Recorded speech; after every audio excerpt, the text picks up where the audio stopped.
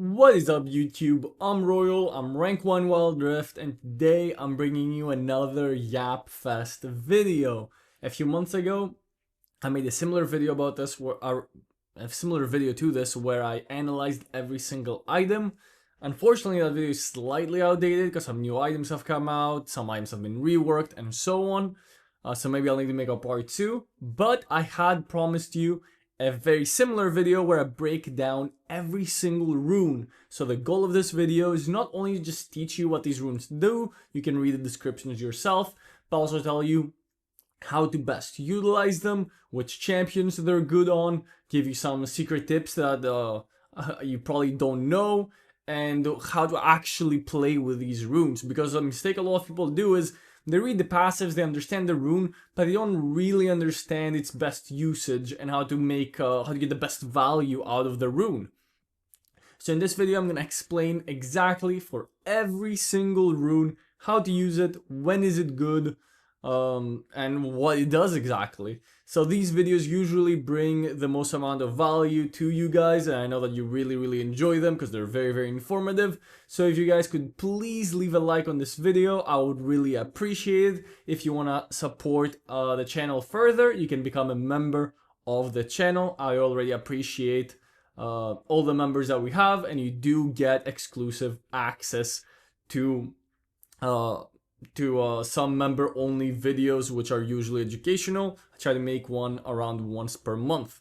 So with all my advertising out of the way, let's lock in and yap about some runes. First off, we have Electrocute. So within 3 seconds, you can hit the same enemy champion with 3 basic attacks or abilities to cause additional adaptive damage to the target. It does 40 to 194 damage, has 40% bonus AD and 25% AP scaling with a cooldown of 10 to 13 seconds. So a lot of you might be wondering, when do I go Electrocute, when do I go First Strike, and when do I go Dark Harvest, which is the newest rune? So the way that you need to think about this, first of all, is how easy is it for my champion to proc Electrocute? Right? That's number one. Number two is how often will I be proccing it, right? Electrocute, you pretty much never run on junglers, for example, right? Because this is a rune that you can use every 20 to 13 seconds. So it's best in a lane where you can proc it often, right? To poke down your enemy, and every time you do a trade, you want to proc the Electrocute. So the most obvious best user of this rune is actually Ahri. Why? Because Ahri can walk up with her second ability, right? You auto-attack, use your second ability and auto-attack again, and you can proc it from level 1. Additionally, you can use your second ability, auto-attack and first ability, and you can proc it level 2 quite easily as well. So Electrocute is really a rune that's going to help you snowball the early game. It's going to give you a strong early game power spike, right? Because if you compare it to First Strike, which will increase, even, let's assume that you're proccing First Strike every time on Ahri, right? You are getting, 8% more damage on your combo. So let's say your combo deals 200 damage, you're gonna get, 16 more damage in the early game? That's nothing. Electrocute is gonna give you, just on level 1, it will give you 40 damage, right? And if you have an Amplifying Tome, that's gonna be an extra, 4 or 5. So 45 damage from level 1 as compared to 18 on First Strike, assuming that you even proc it, right? Electrocute is going to be a lot more easy and consistent to proc, because even if you take damage, you can still proc it. And then it does have a 20-second cooldown in the early game, which decreases to a 13-second cooldown. So the way that you need to think about Electrocute, first of all, how easy can my champion proc it, right? What are the alternatives? For example, you'll go very often Electrocute on Veigar. Why? Because First Strike is kind of hard to proc on Veigar, right? And Electrocute is somewhat easy to proc as compared to First Strike, right? Since you don't need to be the first one to attack. So in a lot of shorter range champions like that, Electrocute makes a big difference. And it gives you a lot of burst. So number one, how easily can I proc it? Number two, comparing it to my alternatives. For example, Kassadin is really good at proccing Electrocute, right? He jumps in, he does his combo, but First Strike just works better on him. Why? Because you use the gold to snowball, right? Later into the game, First Strike will probably end up doing more damage. So when you're looking at every keystone, you of course have to look at all the alternatives. But the way that I want you to think about electrocute is burst damage, very strong in the early game if you're looking to snowball and win those early trades.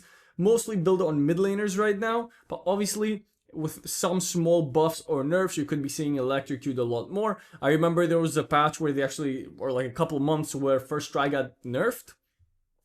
So a lot of more champions were running electrocute as opposed to first strike.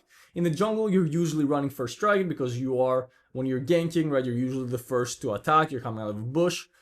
So if you can proc first strike more consistently, then it's gonna be a little better than electrocute. Moving on to Airy. Airy is a very, very interesting rune. Every time you attack, or pretty much you attack or use an ability on an enemy, you get an Airy proc, which this little fairy goes to them and does a bit of damage, and then it comes back to you eventually. The further you are, the longer it takes for it to come back. And then it can also be used every time you heal or shield an ally. The Airy will go to the ally and give them a little shield. So as you can see, the damage actually quite low, 10 to 60 with a 20% bonus AD scaling and 10% AP scaling. So usually you compare Airy to something like Arcane Comet, which is also meant to be for poke. And as you can see, Arcane Comet does around double the damage, but it does have a 16 to 8 second cooldown. Airy, the cooldown again varies based on the distance. However, it's usually a little shorter than 16 seconds. It's probably closer to, I want to say 8 to 10 seconds around there, but again, it depends. It varies on the distance. So Airy is fine for poke champions, but I'd never go Airy on a champion that didn't have a shield or a heal, right? I've seen a lot of Victor players try to run Airy, a lot of Zoe players try to run Airy, trying to mimic PC because Airy's run on a lot of these poke mid laners on PC, but I don't recommend Wild Rift. I think there's better choices. I think you're gonna have more success going for Comet, Electrocute, or any of the other Keystone damage runes if you are looking for poke. However, the shielding is actually pretty good. 20 to 120 shield, right? It's double that of the damage, and the scaling is pretty good. For the most part, Airy is built on champions that rely on shields, and that's enchanter supports. You're gonna build it on champions that usually can't. What I've seen a lot, like Ajana will usually go Glacial Augment because she can proc it very easily with her first ability, right? But Yuumi, for example, is most of the time gonna go Airy, right? It's built on a lot of enchanter supports, but again, you have to look at the alternatives. I wouldn't recommend building those on a champion that can't proc the shield part and you're only taking it for poke. I do think there's better options, but Airy is pretty self-explanatory as a rune, and I don't think it requires deeper analysis. Let's talk about Phase Rush, and this is actually one of the most underrated runes in the game in my opinion. So using a basic attack or abilities on enemy champion 3 times within 4 seconds grants you movement speed and reduces the remaining cooldown of your abilities by 20%. So very similar to proc with Electrocute, but the cooldown obviously is quite different. First of all, or not the cooldown, excuse me, the effect is quite different. While Electrocute gives you damage, Phase Rush gives you mobility and utility. It only has a 12-second cooldown, and it reduces your basic abilities by 20%, while giving you 40 to 60% for melee champions and 30 to 50% for range champions. So Phase Rush is kind of the go-to rune on combo-based champions that instead of Electrocute prefer extra mobility. So who can you take Phase Rush on, right? A lot of people take him on AP Gragas, right? You use your third ability to stun the enemy, you bonk them with your second ability, which you've already charged, you throw down your first ability to slow them, and you run away at the same time. You can take it on a champion like Orianna, right? If like Azin Zal jumps on you, right? You can immediately use your first ability, second ability combo, and third ability for the bolt come back to you. That's 3 instances of damage, proc Phase Rush, and run out of there. So it's pretty much used on combo-based champions that prefer the mobility over the damage. The most common user of this rune right now is probably Rise, who relies heavily on mobility because he doesn't really have any on his kit. So being able to quickly do a combo and immediately be able to chase down the enemy or run away can be very, very valuable for lower mobility champions. What's really cool about this as well is that you immediately use your combo and immediately proc it, right? Which means that now you're getting the 20% cooldown on the abilities that you just used, so you can have your abilities again faster.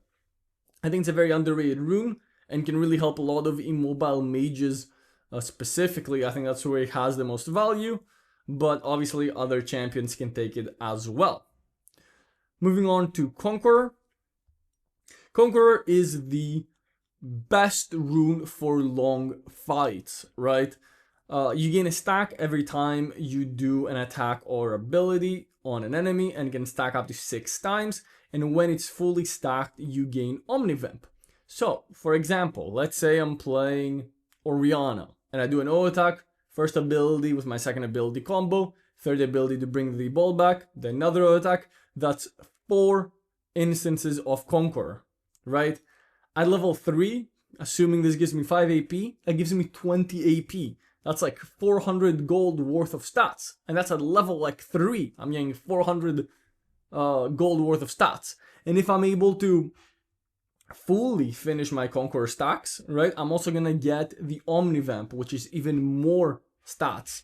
So Conqueror actually gives an insane amount of stats, but obviously it takes a few abilities and no attacks to stack it. So the best Conqueror users are champions that can stack it quickly. Champions like Viego, right? He can just immediately use his first ability, auto attack.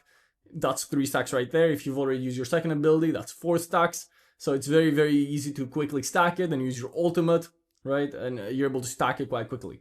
So champions that can stack Conqueror quickly are obviously really, really good with it, because they will get the AP or AD a lot faster, and then they can use it throughout the fight. And of course, the Omnivamp helps a lot.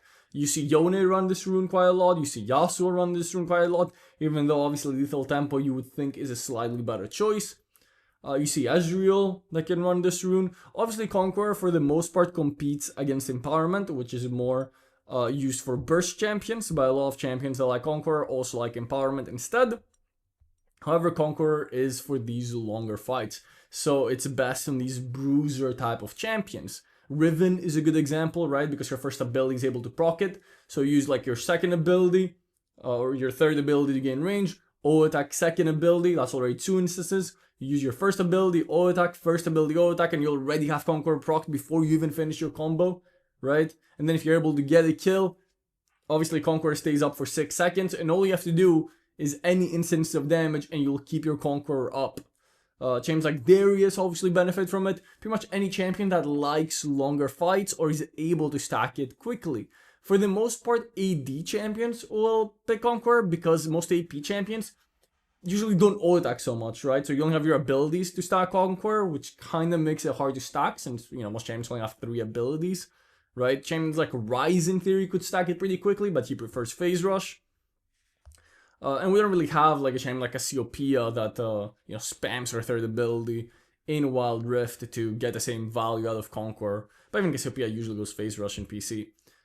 So yeah, that's pretty much it for Conqueror. It's an insanely powerful keystone, and once you have it stacked, what's crazy about Conqueror is if you can avoid getting bursted, right, and you actually stack your Conqueror, the bonus stats it gives you are insane, right?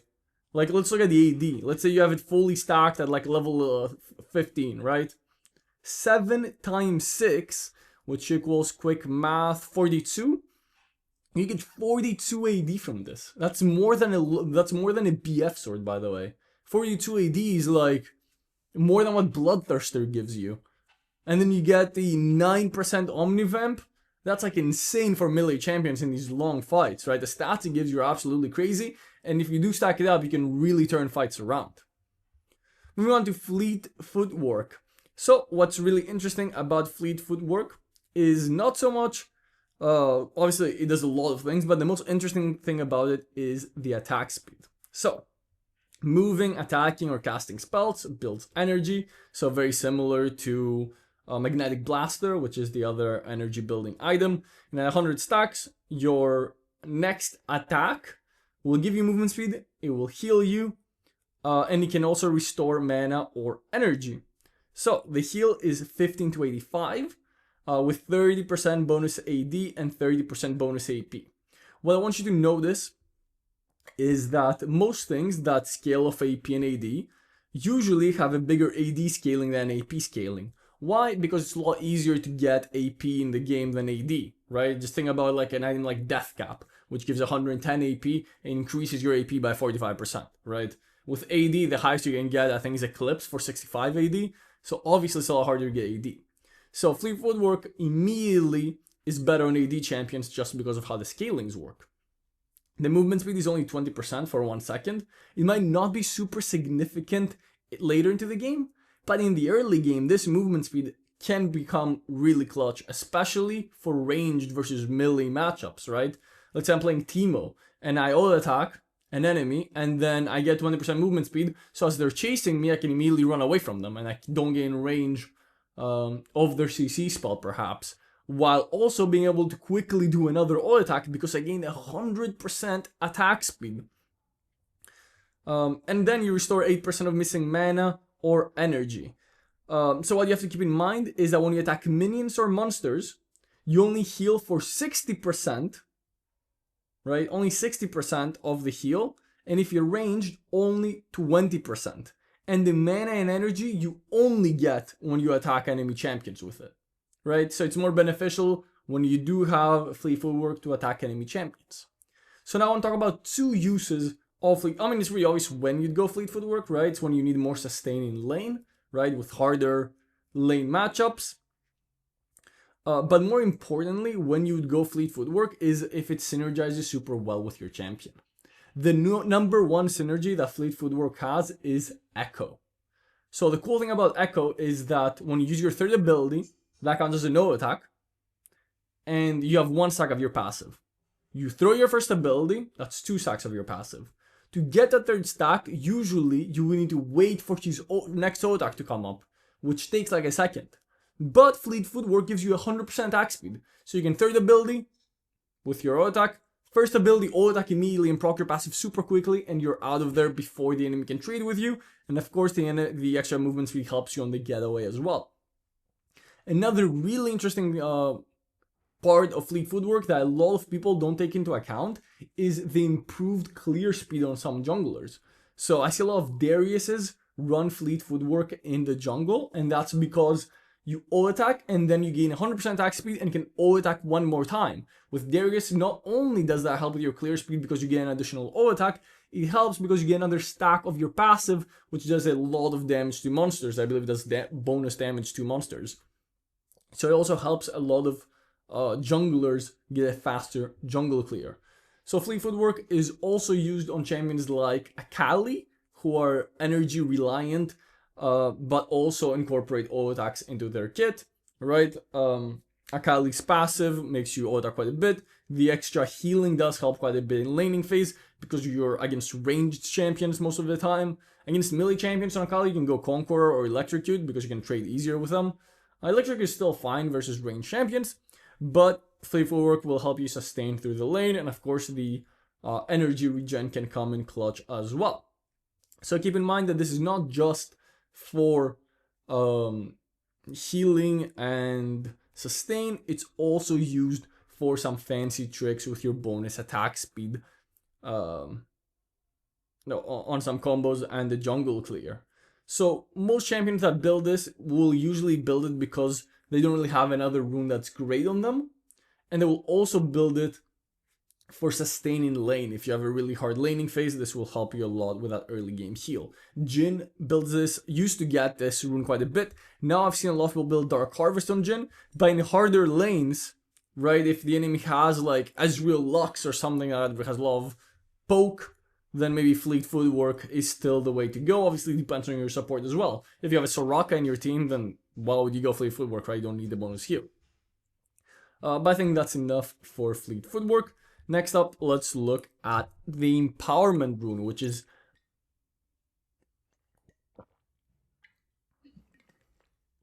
the Burst Rune for a lot of auto attack based champions. This is commonly, it's not that great anymore, but it's commonly built on a lot of champions that can quickly proc it, right? That's the main thing you need to think about with Empowerment. So what champions can quickly proc it? Viego with his double auto attack on his first ability passive, right? You use your first ability and then you get that double auto attack. so you can proc it quite quickly. But of course, he kind of prefers Conqueror. Especially like melee champs prefer Conqueror more than anything because they get 9% instead of 5% Omnivamp. Lucian is a very easy example, right? Because of your passive, you're able to quickly proc Empowerment, right? Ezreal can proc this quite quickly, even though she also likes Conqueror. What's cool about Empowerment, right, is that when you proc it, they take the initial adaptive damage and then increases all damage the enemies take by 9%. What does that mean? So I'm pretty sure it works this way. I don't want to like 100% confirm and lie to you because it could be bugged or something. But they take 9% additional damage from everyone, right? Not just you. So all damage you take is increased by 9%. So it's obviously like a good rune in the dual lane as well. Like Lucian can proc this, and then your support is also going to deal more damage, right? And then every time you hit them after that, you do true damage. You do bonus true damage on your attacks, which of course feels pretty nice. Overall, again, if you can proc this rune quickly, then it's pretty good. Otherwise, there's definitely a lot of other choices. I think it's really good for short trades as well. A way that you can separate Empowerment and Conqueror as well when you take which one. Conqueror is better for longer fights, Empowerment better for short one-shots. So if you're playing Ezreal versus like a pretty squishy team, then Empowerment will usually be better than Conqueror, right? Moving on to Grasp of the Undying, and this is the main rune for most bruiser tank type champions. So every 3 seconds in combat, your attack on enemy champion will be empowered. It will do 2% of your health as magic damage, and you will also heal for 2.5% of your health. This is not bonus health, this is max health. So it works really good from level 1. Every time you attack, every time you proc it, you also increase your permanent health by 10, which ends up being 300 to 500 health if you're like on a melee matchup in the Baron lane, which is quite a bit of health, right? That's like 1,000 to 1,500 gold worth of stats. On ranged champion, the effect is reduced by 60%, so it's rarely worth getting Grasp on a ranged champion. I have seen it in a few like Nidalee top builds and a few like tank adjacent builds, but those champions can go melee as well, so while they proc it range, they also can proc it on their melee forms as well, which is quite interesting. I have seen a few other range champions get it, but for the most part, it's not really what you're gonna get on melee champions. So what's awesome about this rune is that not only does it give you bonus damage, it also gives you healing. And that's what's really, really strong about it. It helps you sustain through the lane if you're able to trade in the Baron lane every time you have Grasp and avoid the enemy when you don't have Grasp and you pretty much only trade when your Grasp is up. You're gonna overall out-sustain them and beat them in these short trades. So for example, when you're playing Jax versus Riven, right? That's an example matchup. And on Jax, instead of running Conqueror for more damage, you go for Grasp. And you try to take these short trades with Riven, not really allowing her to stack her Conqueror and fight you with her Conqueror, and you just keep fighting her with your Grasp, you're gonna easily win that laning phase. So Grasp is a really, really good rune at kind of going for these short trades and winning those matchups in the Baron lane, which is for the most part where you're going to see Grasp, because again, you want to be a melee champion using it, and you mostly want to be against a melee champion when you use it, right? Because let's say that I'm playing Leona in the bot lane, I take Grasp, and the enemies are playing Lulu, Vayne, or something. How many times am I gonna proc Grasp? Not that many. Let's say I'm playing jungle. Every time I can gank, that's the only time I can get Grasp. Let's say I'm playing mid lane, I'm playing a melee champion against their Syndra. How many times am I really gonna proc Grasp on the Syndra? So for the most part, the only champions that really take Grasp, even though it's really strong rune, are Baron laners, melee versus melee matchups, where they can easily proc Grasp against each other and increase their permanent health forever. And of course, this is amazing as a tank rune as well. Someone like Sion, who's able to get thousands and thousands of HP, benefits a lot from Grasp, not just for the heal, but also for the damage later into the game. Because if you're able to get like 5,000 health with Sion, which you very commonly get with 3 items, 2% of 5,000 is like decent damage, by the way, on your old attacks. Next up, you have Aftershock. This is your go-to engage rune. usually gets kind of overshadowed by Glacial Augment, and I'll explain why. But let's focus on Aftershock first. After immobilizing an enemy champion, you gain defenses and later deal a burst of damage around you. First up, let's look at the defenses. You get 35 base armor, 35 magic resist, and 80% bonus armor and 80% bonus magic resist. So champions already get a lot of armor and magic resist, benefit a lot from Aftershock. Champions like Rammus, right? That's a very obvious example. And of course, how easily you can proc it, because you need to use crowd control. And he has a 20-second cooldown. The damage is quite underwhelming, to be honest. 25 with 100 to 125 damage is very, very low, especially in the early game.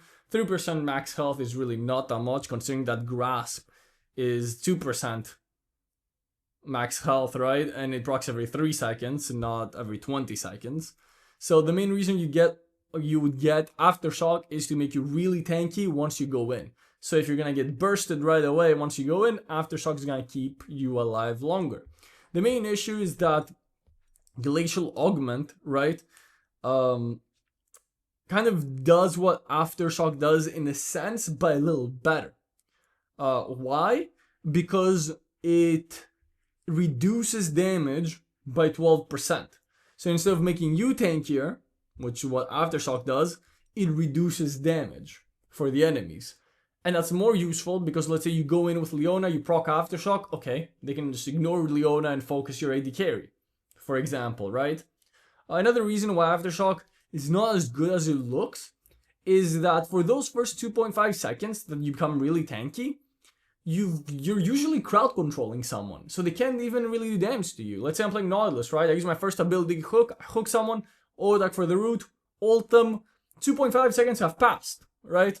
Yeah, I do my little Aftershock damage, but I didn't really benefit from the additional armor magic resist I got because the enemy was CC the entire time, right? So it is kind of like a fake defensive boost in a sense. Obviously in team fights where multiple people are fighting you, it's a little better. But one of the reasons why Aftershock isn't so good is because of how broken Glacial Augment is, which we'll talk about later.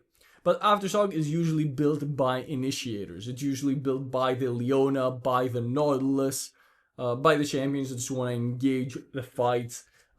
In the jungle, you will often see this rune on a Nunu or on an Amumu, right? Champions that want to go in, CC the enemy, become tanky, do a bit of extra damage based on their tankier stats.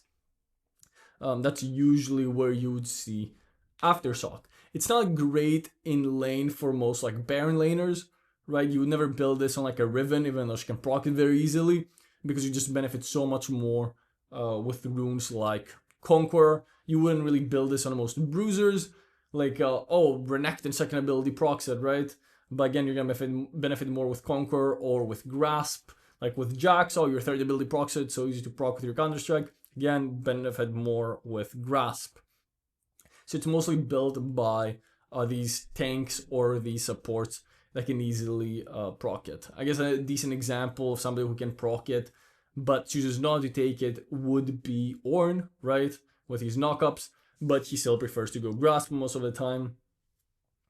So yeah, mostly supports would build this, or junglers that don't really make use of Grasp, so those types of tank champions.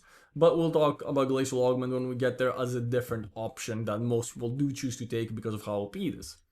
But let's talk about Lethal Tempo first.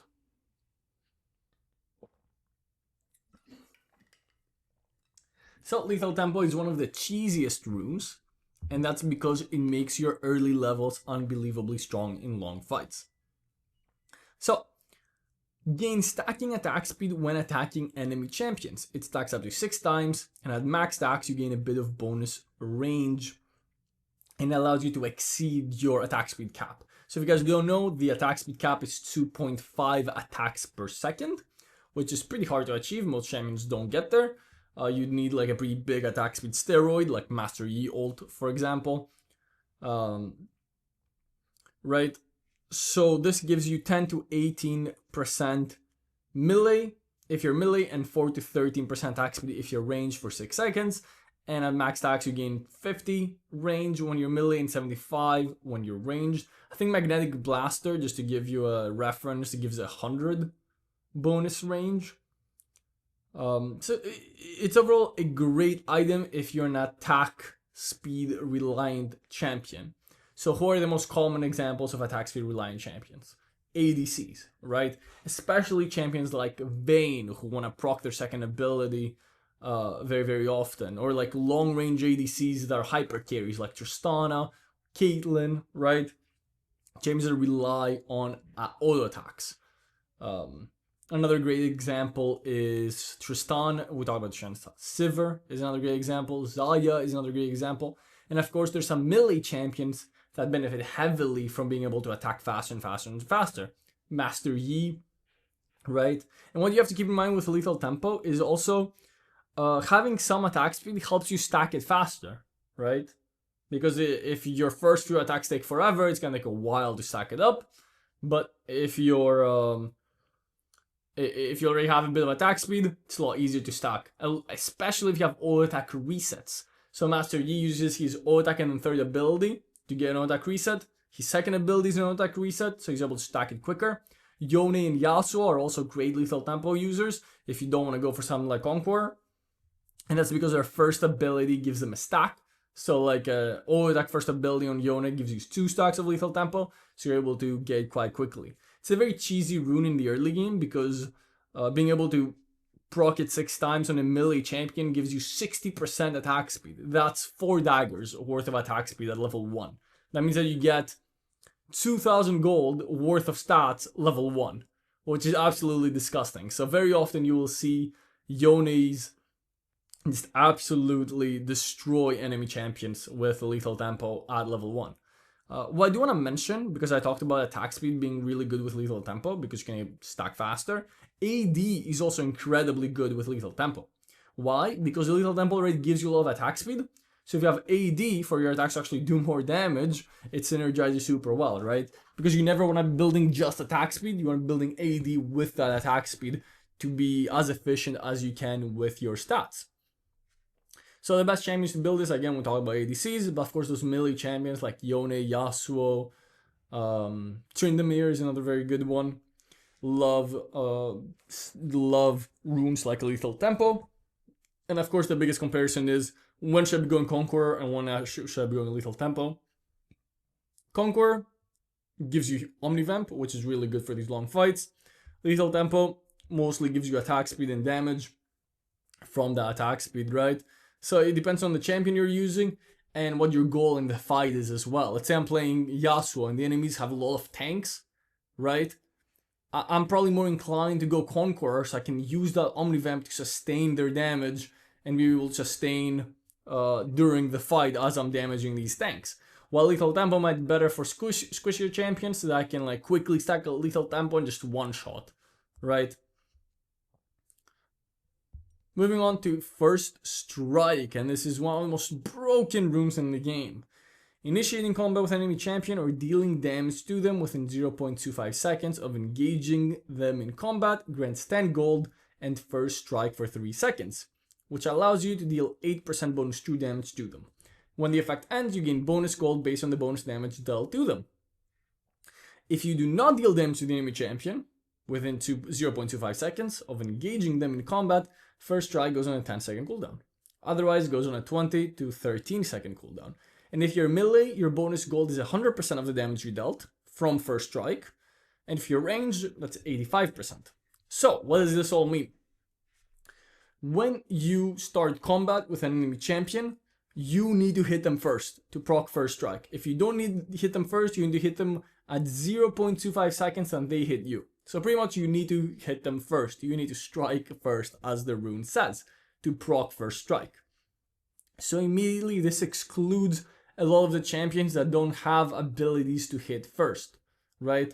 This is why First Strike is usually built by assassins, and more specifically, usually jungle assassins, right? When Lee Sin just war jumps on you, he's immediately hitting you first. When he throws his first ability from far away, he's immediately hitting you first. Kha'Zix, when he comes out of his invisibility or when he jumps on you. Zed, obviously he ults on you and immediately procs First Strike. In the mid lane, it's very often procced by champions like Kassadin, who again immediately ult on you, they get the jump on you, right? Evelyn, she comes out of invis, gets the jump on you. Rengar, I mean, Rengar will might go Conquer a lot of the time too for longer fights. But again, Rengar champions are going to jump on you and get that first hit. You mostly want to build this on melee champions. However, some ranged champions will build this as well, like Syndra, who again has really high range and will usually get the jump on you with her second ability and third ability stun combo.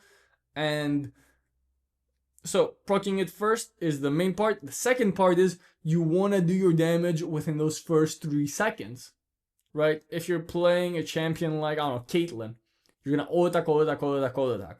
Your damage is not going to happen within 3 seconds, right? This item, you need to, with this rune, you need to do your damage within those 3 seconds, as quickly as possible. Casting is a great example because you ult in, first ability, third ability, second ability, you use your combo, you proc first strike within those 3 seconds, and then you ult out, right? That's it. You've done your burst. So not ulting does first strike pretty much give 8% bonus true damage on your combo, meaning that whatever damage your combo deals, you deal an extra 8% damage on top of that, which is true damage. You cannot be reduced by armor magic resist, right? So it just increases your damage by 8% on that first combo. But what's really cool about it is that you get a bunch of bonus gold. And this really helps with snowballing. If you're able to consistently proc first strike, you end up the game with over 1,000 gold, especially on champions like Kassadin, like Rune, like Zed, like Lee Sin. You get so much bonus gold that helps you snowball the game faster. Let's say I jump in with Lee Sin and one-shot the enemy ADC, who has, let's say, 1,500 HP, right? I get the 400 gold from killing them, but because I did 1,500 damage that quickly, I'm gonna get 8% of that, which is around, what, 110? I get an extra 110 gold on top of the kill. And even if I don't kill them, I still get that 110 gold in the mid game. In the early game, again, you can proc pretty easily in lane with champions like Syndra, with Kassadin, but you're only going to get a bit of gold for that, right? You're going to get the base 10 gold for proccing it, and then maybe an extra like 15 damage if you do like an extra 15 gold if you do like 150 damage in trade, or like 180 damage. So it's fine, right? It's good in lane, but again, it's mostly best when you're able to just like do a huge amount of damage really quickly, so it becomes really good in the mid game. It does have a 20 to 13 second cooldown, which is fairly short, right? So you can proc it pretty much on every gank that you do, and in lane in like most trades. The issue with it in the lane is that you need to make sure that you're striking first. A common like trick that people would do when they play Kassadin, that if they run Ignite, is they're gonna run up to you and ignite you level 1 on Kassadin. Why? So they can guarantee that they get their first strike, because Kassadin obviously doesn't really strike first without his ultimate. So before you trade with him, he for sure got his first strike right away. And it's a little like advantage boost, because you're not gonna use Ignite in the first few levels with Kassadin anyway. You don't really have kill pressure until you have your ultimate. I'm just giving you this example so you understand the whole point of first strike, right? Helps you understand the rune a little better. Let's move on to Glacial Augment, which is one of the strongest runes for a long time, which definitely needs to be nerfed, but has it. So let's talk about it.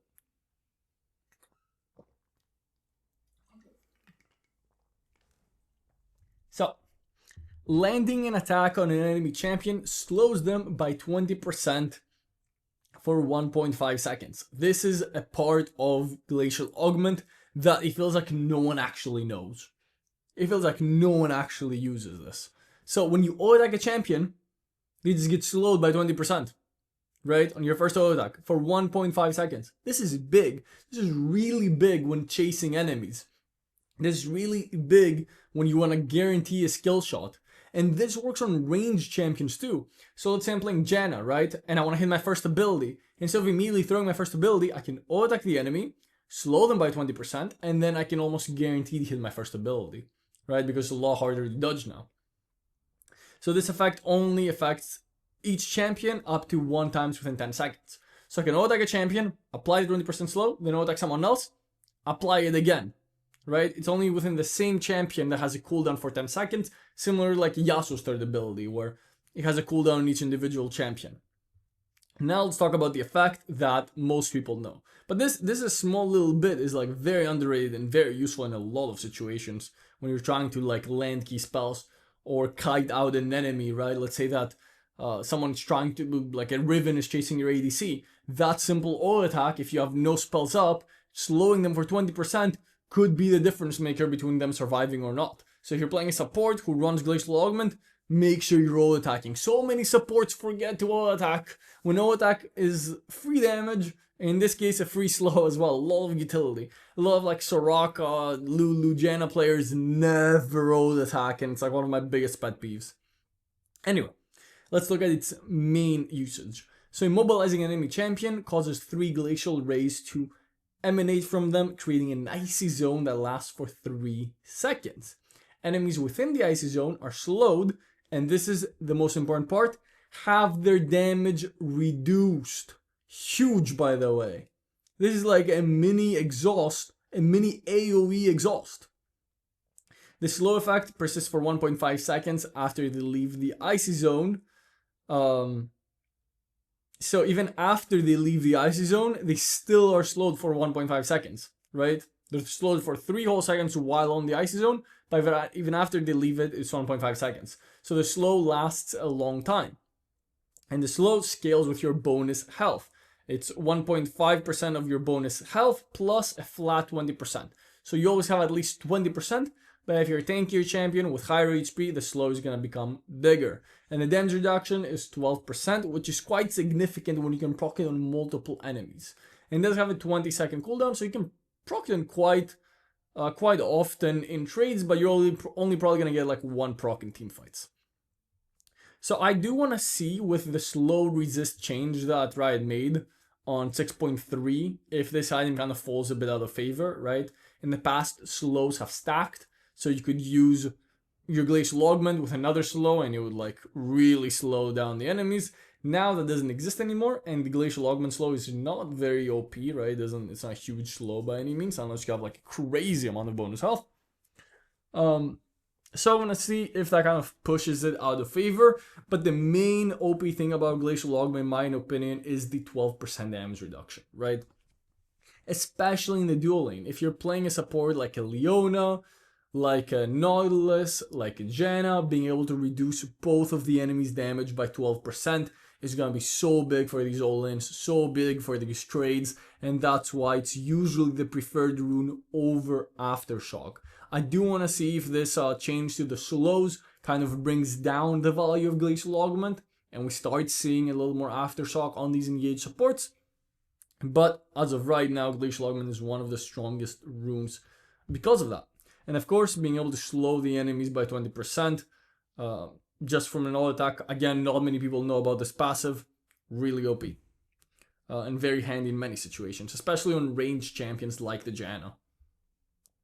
Moving on to Arcane Comet. So, damaging an enemy champion with an ability hurls a comet at their location. When a comet hits an enemy champion, the next comet's damage increases. So, you get 23 to 100 base damage. So, it's fairly low, but every time you hit a comet, you gain 3 bonus damage. This is kind of irrelevant. The 3 bonus damage is really, really low, right? As compared to Dark Harvest, where you get 10 every time you proc it. With Arcane Comet, you only get 3. You're probably going to get maximum like 20 to 25 stacks in the very late game. So you're going to get, what, 60 to like 80 damage on your Comet in the late game after all the stacks. So it's going to be doing 23 to 100. So late game is going to be doing 180 damage with 20% AP scaling. Overall, not great. That's not a lot of damage. But a lot of champions that can, first of all, proc it consistently because the Comet can miss, right? So if you're playing a champion that has a slow on their like poke ability, right? A decent example is Karma with her first ability, right? It's slow, so the Comet is almost guaranteed hit every time, right? Or you have a champion that can't really proc other runes very convincingly, right? The biggest example I can think of is Ziggs. Like, what else would you run on Ziggs? Like, yes, you can go for first strike. And because with Ziggs, keep in mind that you're either hitting someone with your first ability or with your ultimate. You're rarely comboing them with all 3 of your abilities. They're rarely in range, and you're rarely gonna hit your third ability unless the enemies are like already CC'd or whatever. Most of the time, you're poking with your first ability or you're throwing your ultimate to like on like a CC'd enemy. Like if a Leona stuns someone from far away, you can ult them to, you know, do more damage. So you can go first strike, but again, you only get 85% of the bonus gold if you're range, and it only does 8% more damage. It is a decent option. I've seen some Ziggs run it, but for the most part, you're gonna run comment. You're gonna just throw your first ability out from super far away, get a comment proc, and be happy with that, right? So it's pretty much only used by long range poke champions that can really reliably proc electrocute or make good use of the first strike, because again, with first strike, you really want to do all of that burst damage within 3 seconds. It's not a rune where you want to do a bit of poke, then wait a bit, and then do a bit of poke. That's where Arcane Comment becomes your best choice. Again, it's pretty niche because we don't have that many poke champions in Wild Rift, and the poke champions that we do have, like Jace, for example, Jace also has a lot of burst, so he doesn't want to run comment, he wants to run something like First Strike or Electrocute. Nidalee, who has her poke on first ability, again, she usually wants to snowball a game with the Dark Harvest because she also has her melee form where she functions like an assassin. Ezreal will usually run Conquer because again, he does poke with his first ability, but he also uses all attacks, right? He needs to be a primary consistent DPS in fights, so it's not just his poke. So we don't really have a lot of poke champions in the Wild Rift. We pretty much only have Ziggs. Xerath is not in the game, who would be another good user of Comet, and most of the other like shorter range mages, like the Victor, because they're burst mages, they're not just control mages, they're burst mages, like the Orianna, they prefer to run something like the First Strike, again, because they do quite a bit of burst right away, or even the Fleet Footwork, or Phase Rush, or even Electrocute, if that's what they would prefer. So the comment is only really useful in those types of situations. Like with Syndra, again, with your second ability, because you get slow, you can very consistently proc Comet, but you can get First Strike, and use second ability, third ability, first ability, ult, and just one-shot someone, gain like 500 gold, or some okay, not 500 gold because you're range, but gain like 200 bonus gold from the First Strike. And the damage is still going to be higher than what Comet is obviously going to offer. So it's a kind of a niche item in that sense. Lastly, let's talk about Dark Harvest, which is the newest Keystone Rune. So, damaging an enemy champion that's below 50% HP deals adaptive damage and harvests their soul. Permanently increases Dark Harvest damage by 10. So first of all, 10 is quite a bit more than 3.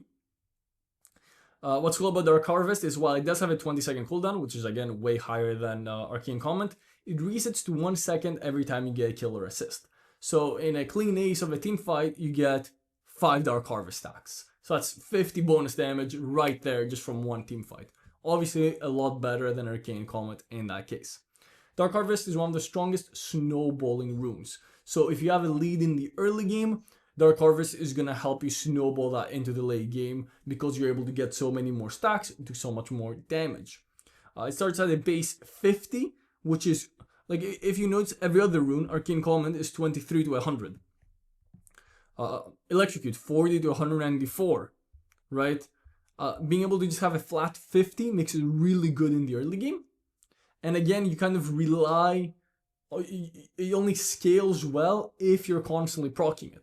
For example, if you look at Electrocute, which you're going to proc once, maybe twice in a team fight, right?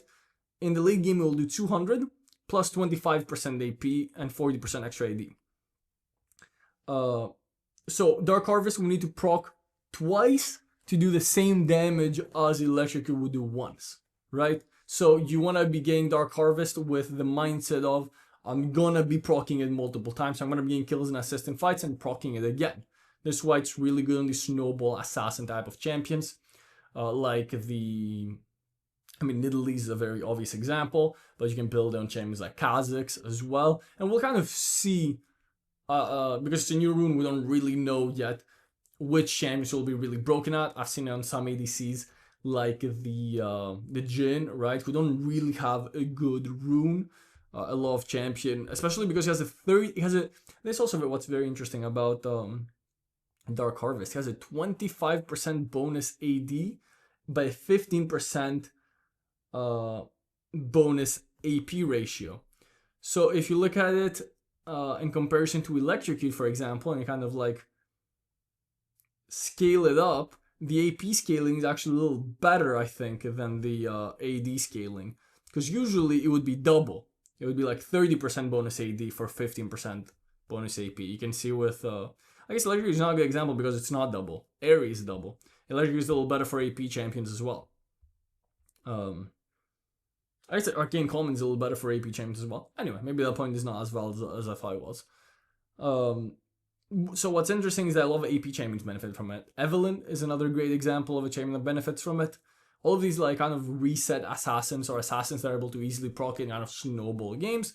Jin is a decent example because his only other really good rune is Fleet Footwork, right? So if he doesn't really need the healing, then more damage, right? Works well with Collector. It puts him in Collector range a lot easier.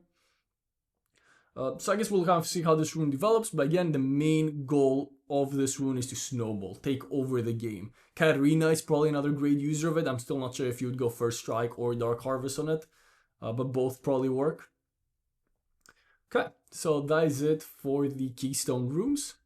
Let's move on to the small runes, and let's start off with Domination.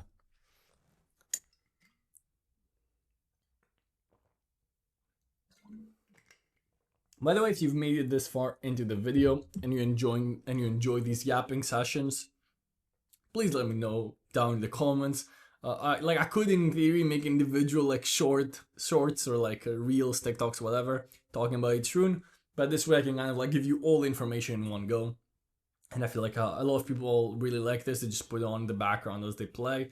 So if you're currently playing Wild Rift while watching this, make sure you're hitting 900 gold per minute. Make sure you're farming those minions. Don't just focus on fighting. Quick little tip for you guys that are currently playing Wild Rift. If you're currently playing Wild Rift, at the end of your game, comment down below that you are currently playing Wild Rift.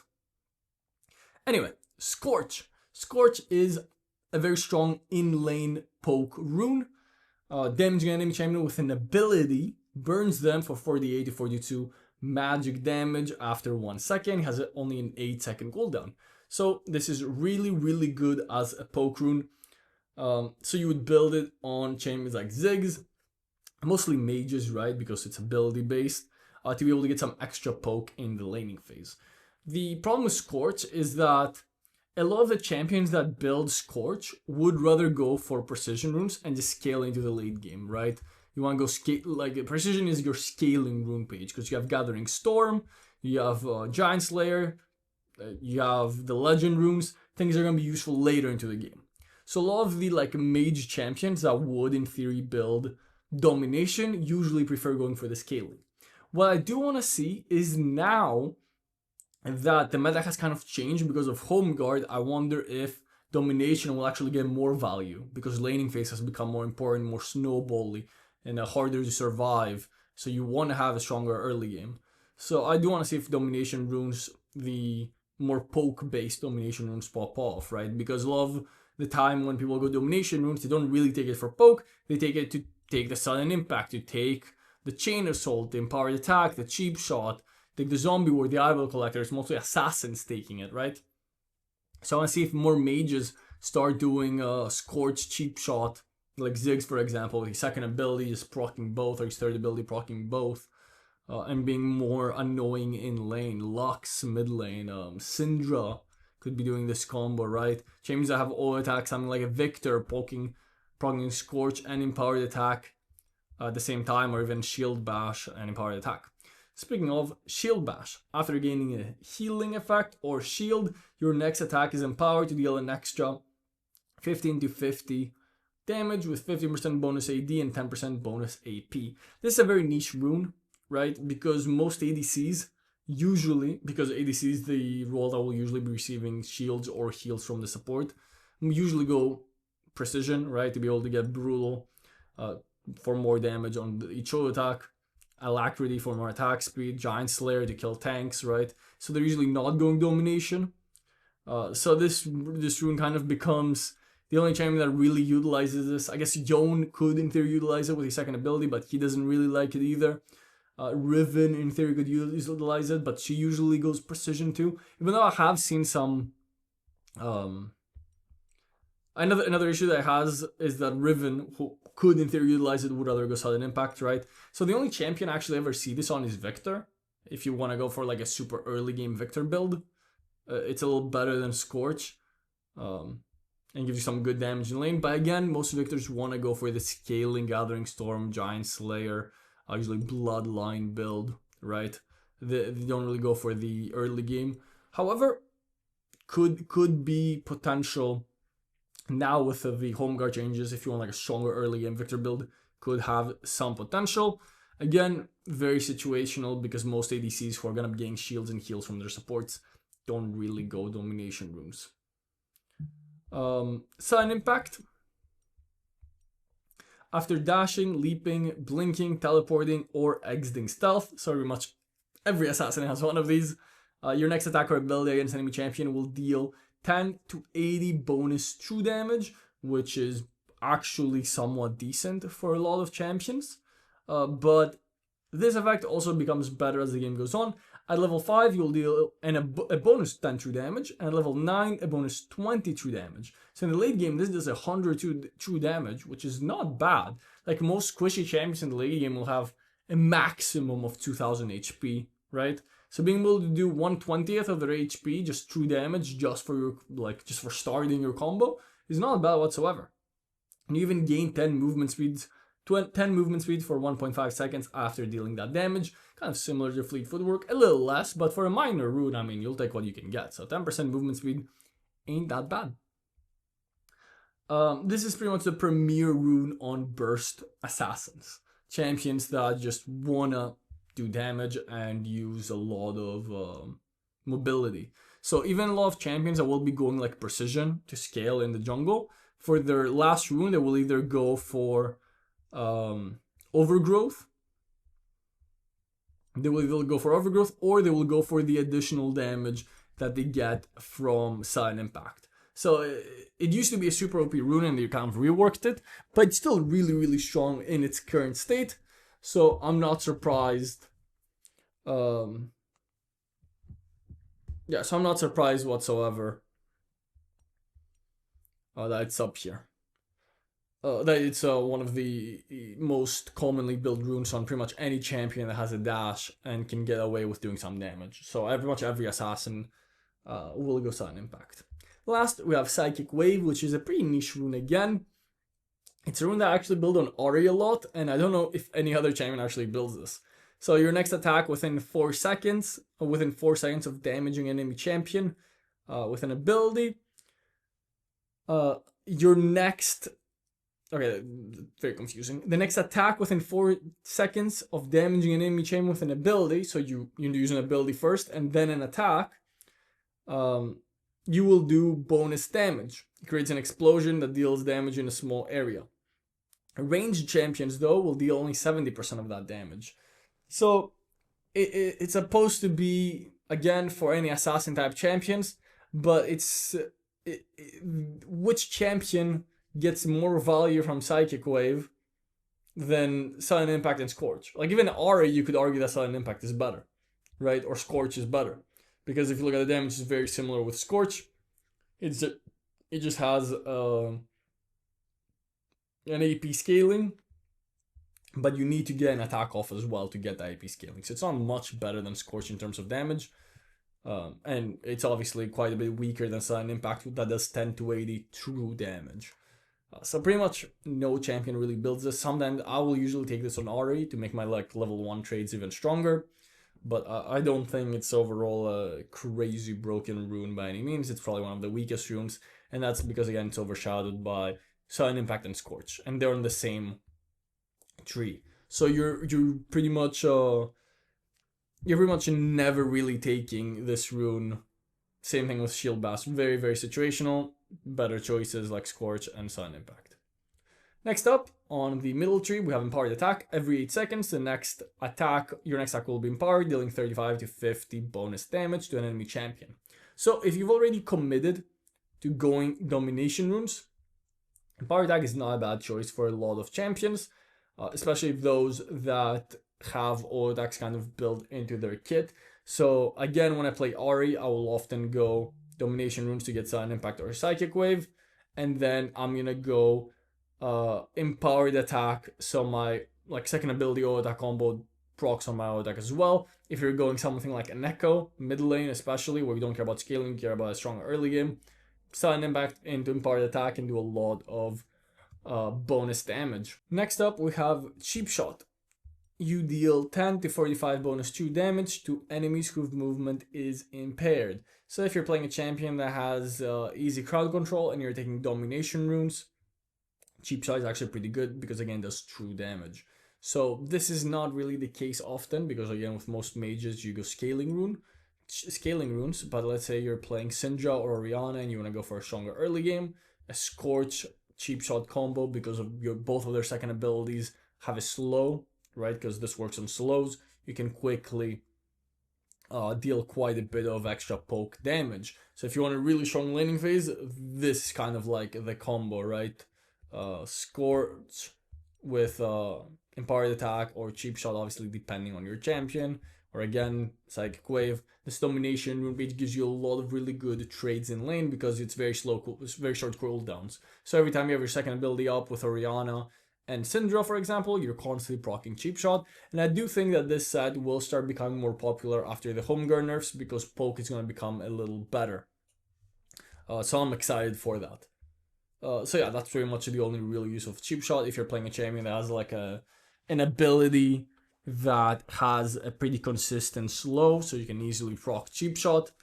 It's good extra bonus damage. Some supports I've seen take this, especially because they want to take Domination, go Zombie Wards. I'm like a Karma that on her first ability procs Cheap Shot all the time. So that's pretty much all its uses. Moving on to Chain Assault. Like, you never want to really go Cheap Shot if your kit doesn't by itself have a slow, right? Like, you're never gonna... Like, you shouldn't really take on ADC, hoping that, like, your teammate slows and then you get a damage from that. That's not really that worth it. I do think it's mostly good if you do have an inherent slow that you constantly use every 7 seconds. Moving on to Chain Assault. Hitting an enemy champion with an active ability applies a mark to them, causing your next 2 auto attacks or active ability casts against them to deal bonus adaptive damage equal to 20 to 35, plus 5% bonus, plus 2.5 AP scaling. So what's really interesting about this rune is that it's your 2 attacks or active abilities, right? So you proc this twice, so pretty much double the damage that you see here. It's 40 to 70, plus 10% bonus AD and 5% bonus AP. It's not bad, but the cooldown is 15 seconds, right? Which is, if you look at any of these other runes, it's like double pretty much, right? Double Cheap Slot, double imparted attack, double the Scorch, double pretty much everything, right? Only sudden impact, which is 10 seconds, but it gives quite a bit more damage. Because again, this adaptive, it's not true. So this is okay, it's one of the newest runes. I think it's fine on a lot of like burst type champions, because if you're not really if you're not able to easily proc empowered attack, and again if you're playing like a jungle champion, then it's actually like decent. It's actually a decent like burst rune if you're going for domination. You're not really laning and you can really proc these. The problem with all of these domination runes, and I think I already mentioned, is that precision is just better for scaling, right? So let's say I'm playing jungle, and in the jungle you don't really trade that much, right? Because you're mostly farming and then you only like really fight during ganks. You don't make use of these runes that have like short cooldowns. Again, this 15 seconds, it's not that short, but you're not gonna make that much use of it, right? Like it takes you at least like 30 to 40 seconds to clear your jungle, or to clear one side of the jungle, and like 30 to 40 more seconds to clear the other one. So a lot of these junglers will go for precision, but even in lane, a lot of champions like scaling, they prefer it over that small early game boost. Again, that might change with home guard, so we'll kind of see how that plays out. So it's, again, decent rune if you are going to go for the domination tree, but a lot of champions just choose not to go for the domination tree. And then you have Tyrant, which when damaging an enemy champion below 50% health, very similar to, it's another new rune, very similar to Dark Harvest. You'll just deal 30 to 50 damage and a small AP scaling. And again, this has 10% rune, but this also less likely to proc in lane, right? You're very rarely proccing this in lane because if somebody's under 50% HP, they're usually basing and coming back, or healing, or taking honey fruit, or whatever. So even though the cooldown is low, you're not really proccing that often. Again, this wouldn't really be a laning rune, this would be a jungle rune. And again, the jungle, you don't really want something as a 10-second cooldown because you can't really proc it that much in the early game, so you might as well pick scaling runes. And that's, again, a very common theme with these domination runes. Lastly, we have the kind of scaling part of domination. First off, you have Eyeball Collector. Every time you get a kill or assist, you gain 2 AP or 1 AD, and after you get 10 kills or assists, you gain 10 damage and 20 ability power. This is completely overshadowed by Zombie Ward, which is pretty much clearly just better. So Zombie Ward, you only need 5 stacks, and you just have to sweep or kill 5 control wards, and not only do you get 3 AD or 6 AP, right? Which is it not only do you stack it faster, but you also get more AD and AP. After you finish Eyeball Collector, you get a total of 20 AD or 40 AP. With Zombie Ward, you get a total of 25 AD and 50 AP. So it gives you more stats, it gives you more vision, right? It has a bonus effect, and it's easier to stack than Eyeball Collector. The main reason not to go Eyeball Collector other than Zombie Ward is because in solo queue there's always a lot of madness going on, and usually you can actually stack Eyeball Collector really quickly because everyone's inting all over the place and fighting happens all over the place. But Zombie Ward is just better. It's just better than Eyeball Collector, unfortunately. I hate it. I hate that because I always forget to get my sweeper when I take Zombie Ward. There's like a running meme on my stream. I always like flame at chat for not telling me to get Zombie Ward or for not telling me to get sweeper when I have Zombie Ward. But I guess also if you don't really want to go sweeper or control ward and you want to go for yellow ward, then Zombie Ward has less value. But again, you can go for sweeper, and then once you stack it, go for your vision wards. And now with the vision ward buff in the late game, that might actually be the play. So that's the explanation for these two. Finally, Ingenious Hunter. This is a very unique and cool item. You gain 20 item ability haste, and then you gain an extra 5 ability haste after each unique enemy champion takedown, and stacks up to 5 times. So after you kill each enemy like once, or you get an assist on each enemy once, you're able to get 45 total item ability haste, but you also just get in a flat 20 to begin with. So if you get a lot of items that have passives, right? Heartsteel, Eclipse, Sunder Sky. I'm not 100% sure if it works with Sunder Sky. Luden's Echo, Harmonic Echo, Redemption, Protector's Vow, right? Like, being able to run Redemption Protector's Vow combo with Ingenious Hunter on support is pretty OP. A lot of champions that like AD or AP, so non-tank champions, do usually prefer Zombie Ward because 50 AP or 25 AD is a lot, right? That is like 2 long swords or like almost 2 amplifying tomes, right? It's like more than a blasting wand worth of AP. It makes no sense to go Ingenious Hunter. But a lot of these supports, especially now with Protector's Vow being really OP, we might start seeing some Broms running Ingenious Hunter with Protector's Vow and Redemption. So this is a really, really cool rune that enables a lot of unique and fun playstyles. I don't think it's really OP by any means, but if you're gonna go Domination and your champion does not care about AP or AD, then Ingenious Hunter is obviously a great choice. And a lot of champions will take Ingenious Hunter and will go Domination just because they're gonna use a lot of item passives that have cooldowns, right? But make sure that if you're gonna get Ingenious Hunter, make sure that you have a lot of items that have cooldowns to make it worth it, right? So I guess that is it for the Domination.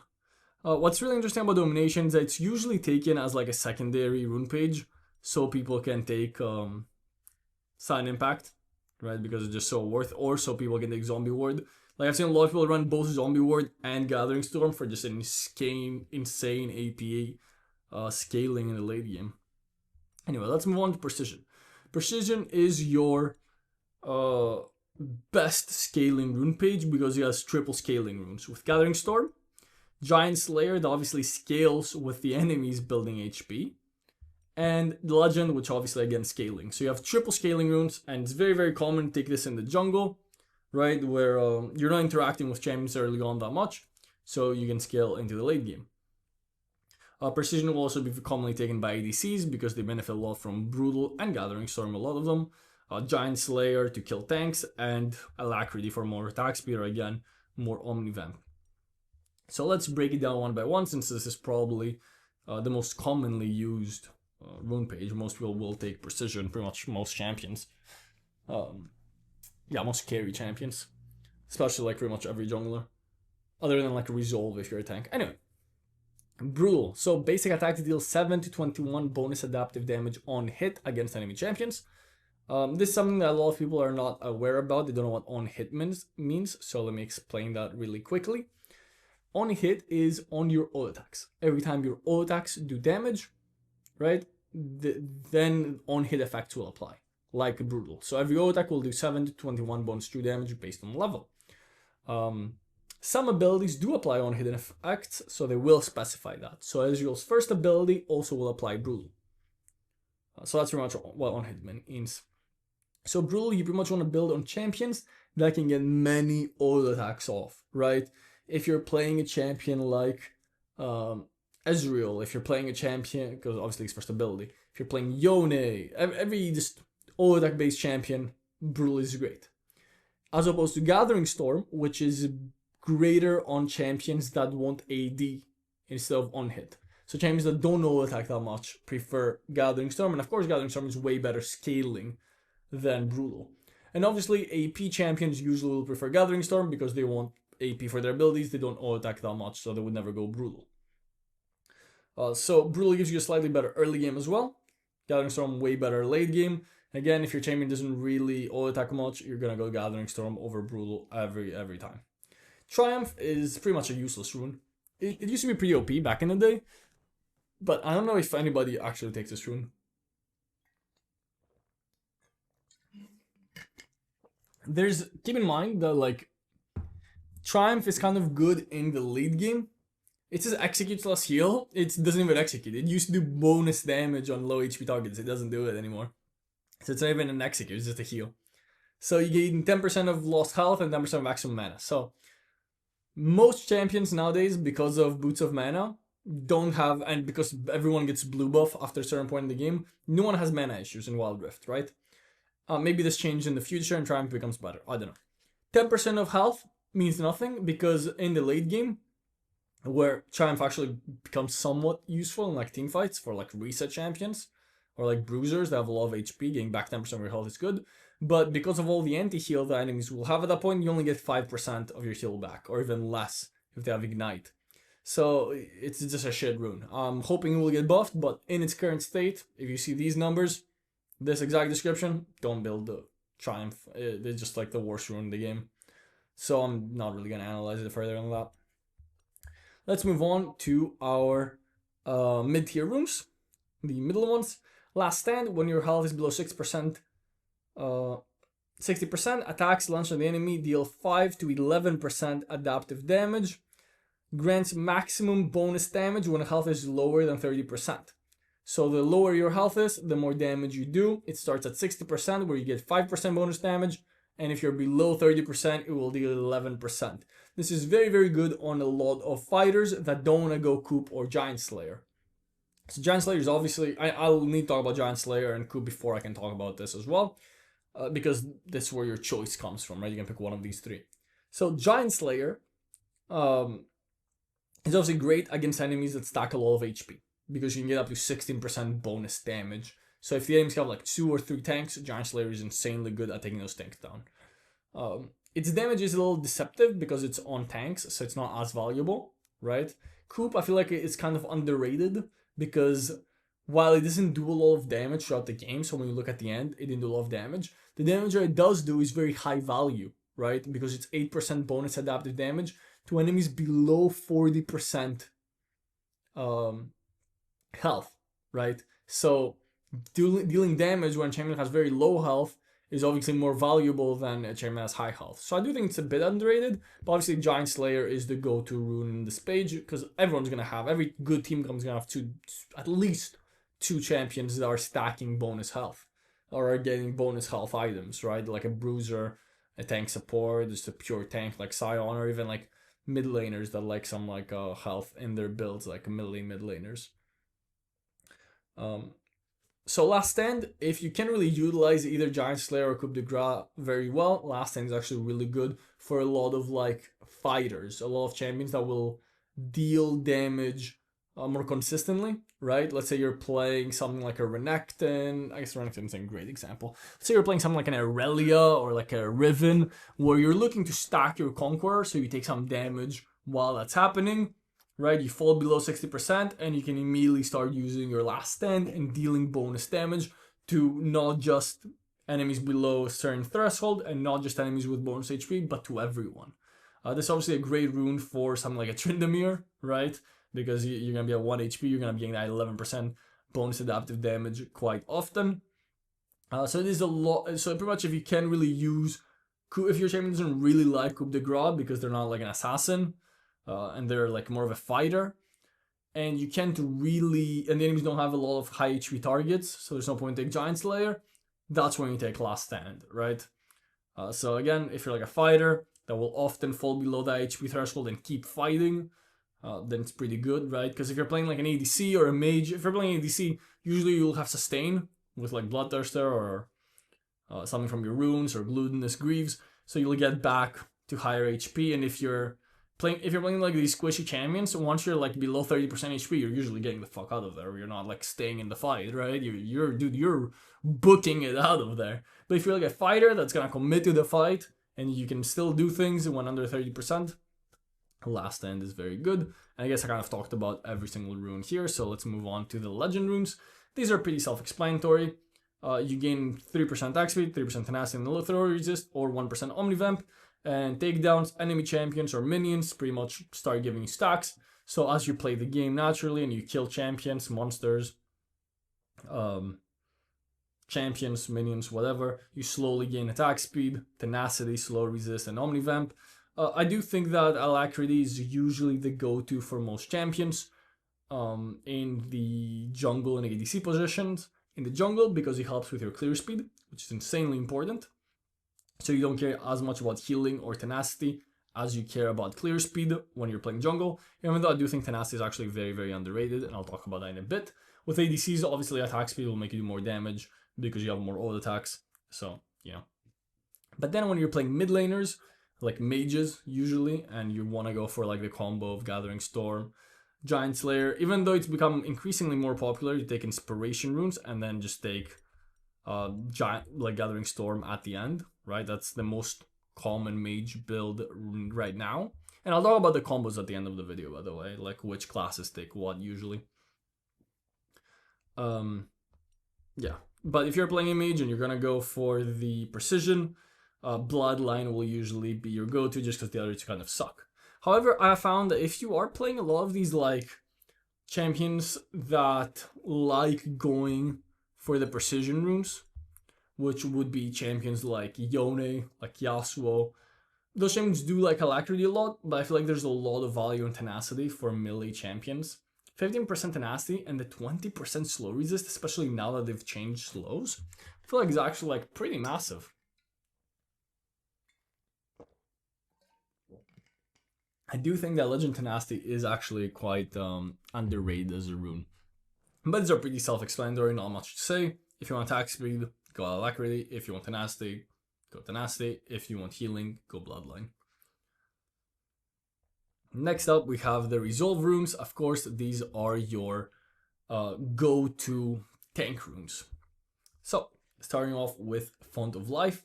Hitting an enemy champion with an attack or ability marks them.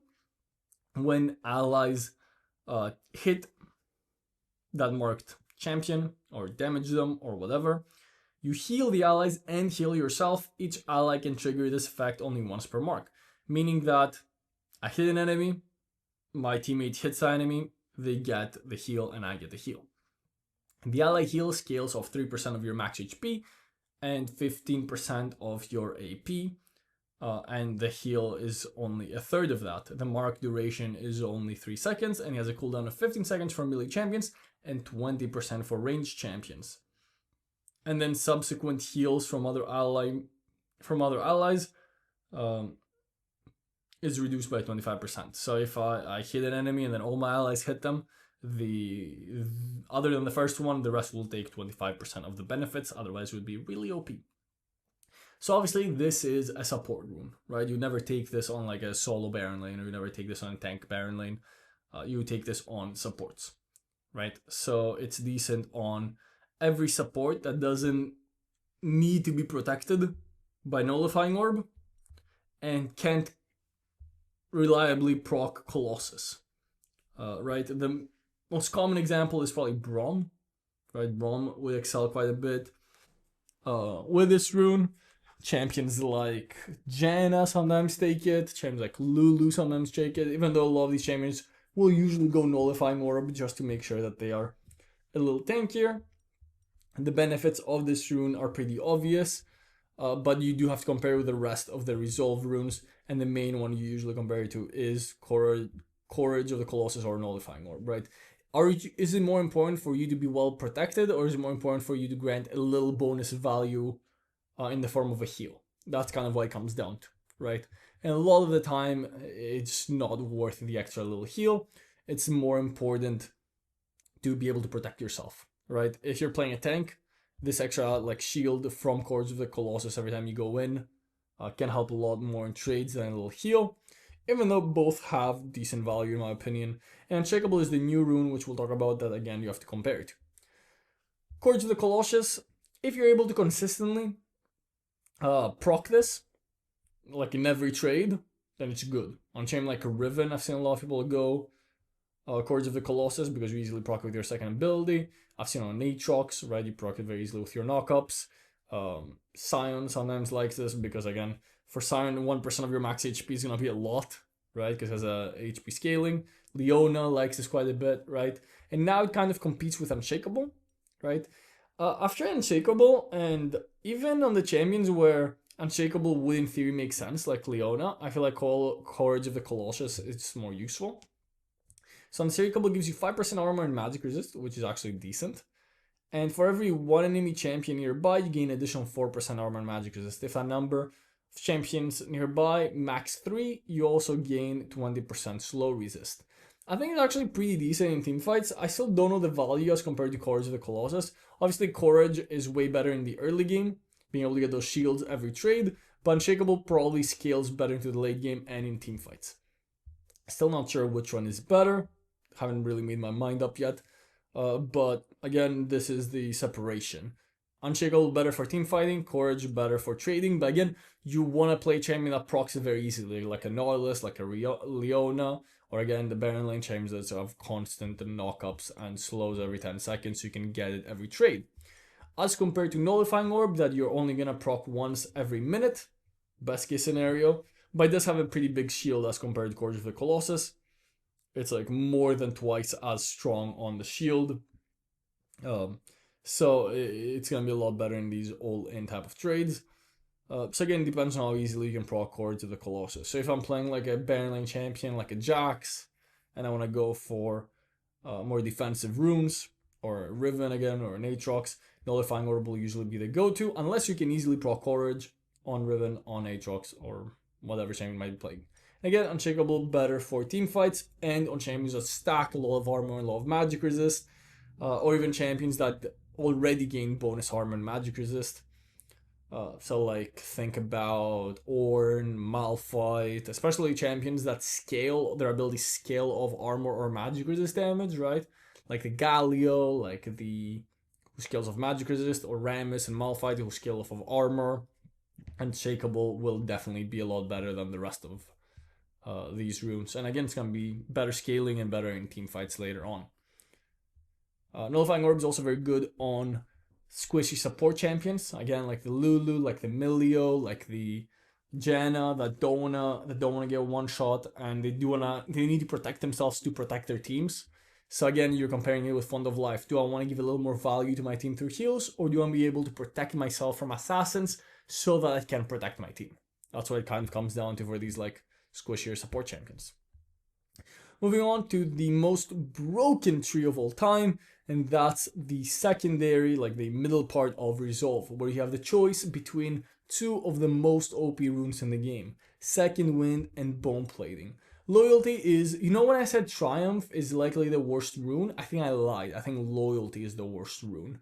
It's crazy that this hasn't been buffed, removed, reworked. I don't think any champion takes it. And it's not just because it's a terrible rune that only gives you 2 armor and 5 magic resist, and now like 5 armor and 2 magic resist. So you both get like in total you get like 500 gold worth of stats, which like it's fine in the early game, but it falls off really hard.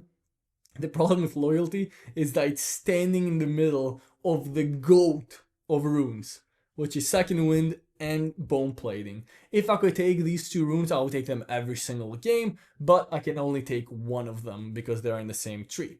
So when should you take Bone Plating versus when should you take Second Wind? So Second Wind is a lot better on melee champions. So why? If you look at the last sentence, this effect is doubled for melee champions. So obviously it has way more value on melee champions. So you gain 5 health every 5 seconds. When you're melee, you gain 10. After taking damage from enemy champion, you regenerate 6 plus 2% of your missing health over 5 seconds. So pretty much every time you get poked in lane, right, that's mostly where this is useful, you constantly gain, first of all, you constantly gain 5 health just for existing every 5 seconds, but when you get poked, that increases. And it's 2% of your missing health, which is super big when you're in these like close fights in the lane where you're both pretty low HP. Second Wind does help make that difference. So Second Wind is insane versus poke, and I'm about to give you a secret tip that not a lot of people know. Second Wind works with dot damage, which means Liandry's, which means Teemo Poison, which means Darius Bleed, which means Brand Passive, that after the damage, the initial damage has been taken, they still do a little bit of damage over and over and over again, right? Second Wind keeps proccing, so you will have Second Wind until the last little bit of Liandry's damage, you're still gonna be proccing the Second Wind after taking damage from enemy champion, regenerate 6 plus 2% of your missing health. A lot of people don't know that, and it makes me really happy as a Teemo player, right? A lot of people don't go Second Wind, they'll go some dumb stuff like Bone Plating or not even take Second Wind. But Second Wind is a huge counter to these types of poke champions. Like Darius, you can have Rationalize going Bone Plating because he's like he can really burst you and you want to win these short trades. And he doesn't really poke with his passive. But on champions like Teemo and Brand, Second Wind is so good. So you also take Second Wind when you're playing a melee champion against a ranged champion. And this is why in the Baron lane, even though we do see a lot of ranged champions, they're not that strong, right? For the most part, melee champions do dominate, and a big part of that is Second Wind. It pretty much allows you to win all of these matchups where you're constantly getting poked with auto attacks as you go to last hit minions. Now Bone Plating. So Bone Plating, when taking damage from a champion, the current and next 3 champion abilities or attacks against you within 1.5 seconds deal 30 to 60 less damage. So it blocks 4 instances of damage. So it blocks 120 to 240 damage every 30 seconds. Do you understand how big that is? When I'm trying to assassinate someone, they pretty much, it's not even a shield, so I can't even counter with anti-shield. They just get 120 to 204 damage blocked for them. This is an incredible rune against every burst champion that will do multiple instances of damage quickly. Unbelievably strong rune, right? Unbelievably strong rune. 120 to 240 less damage. Are we being for real right now? Are we being for real? If it wasn't on the same tree as a second, dude, I want to get both of these runes every single time.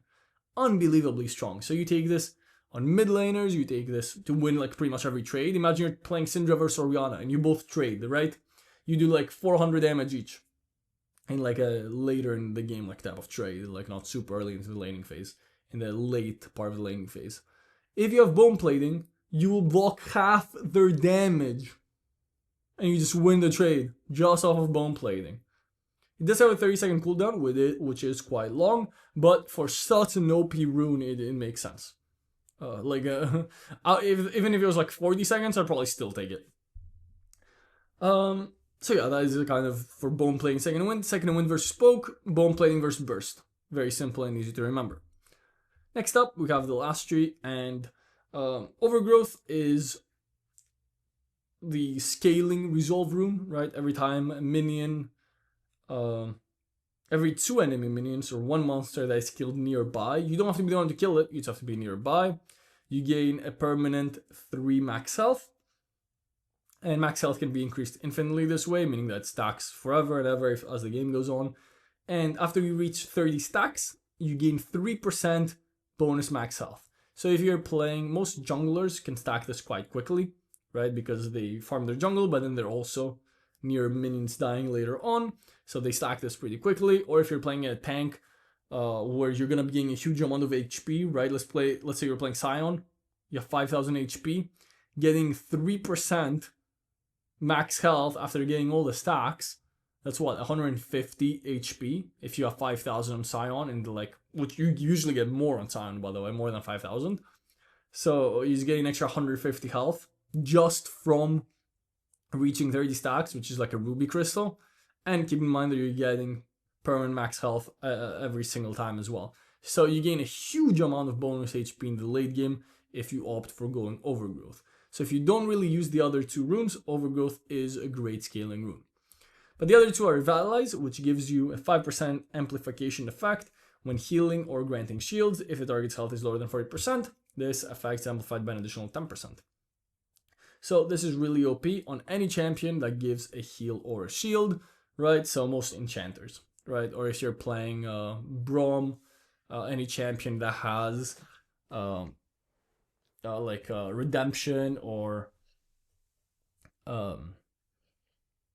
redemption or what's that?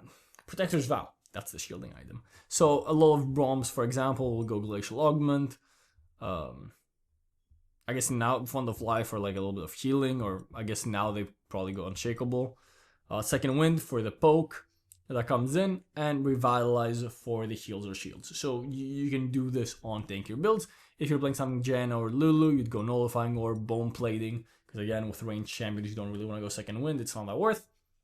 I'll go Bone Plating for the burst, and Revitalize for the heals or shields.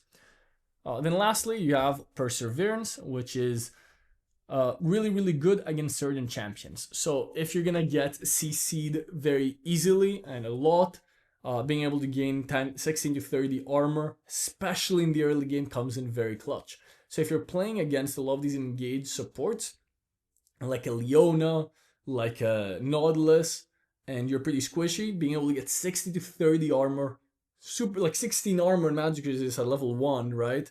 When like a Leona jumps on you or a Nautilus jumps on you, can actually come in clutch, right? It refreshes, there's no cooldown on it, so it keeps refreshing every time they stun you. So again, Nautilus is going to keep you stunned for like 3 seconds. You have that throughout that, and for 1.5 seconds after that. And you also gain 10% tenacity, which of course is nice. Why not? We'll take that. So this is really, really good against champions that CC you multiple times throughout the fight. So this Perseverance item, I'm going to leak this and completely ruin the life of every Aatrox player out there. It's a complete counter to Aatrox, by the way. Every time he knocks you up with his first ability, you gain 16 armor, right? Or more later into the game. Every single time with his first ability or his second ability pool. You completely dominate Aatrox if you take this rune. And same thing goes for a champion like a Riven as well, who will often start her combo off with her second ability stun. Complete domination over Riven as well. Also decent against Darius, who will pull you in, right? A lot of these champions that have like crowd control before they kind of do their combos, or these engaged supports, Perseverance is great against. And the tenacity is, of course, more than welcome. The problem with Perseverance is that Overgrowth is so worth it in the late game that it feels really bad to not take it. But if you are playing against a champion that does CC a lot during fighting, Perseverance does come in very, very clutch. Finally, let's talk about the most interesting runes, and that is Inspiration. Starting off with Sweet Tooth.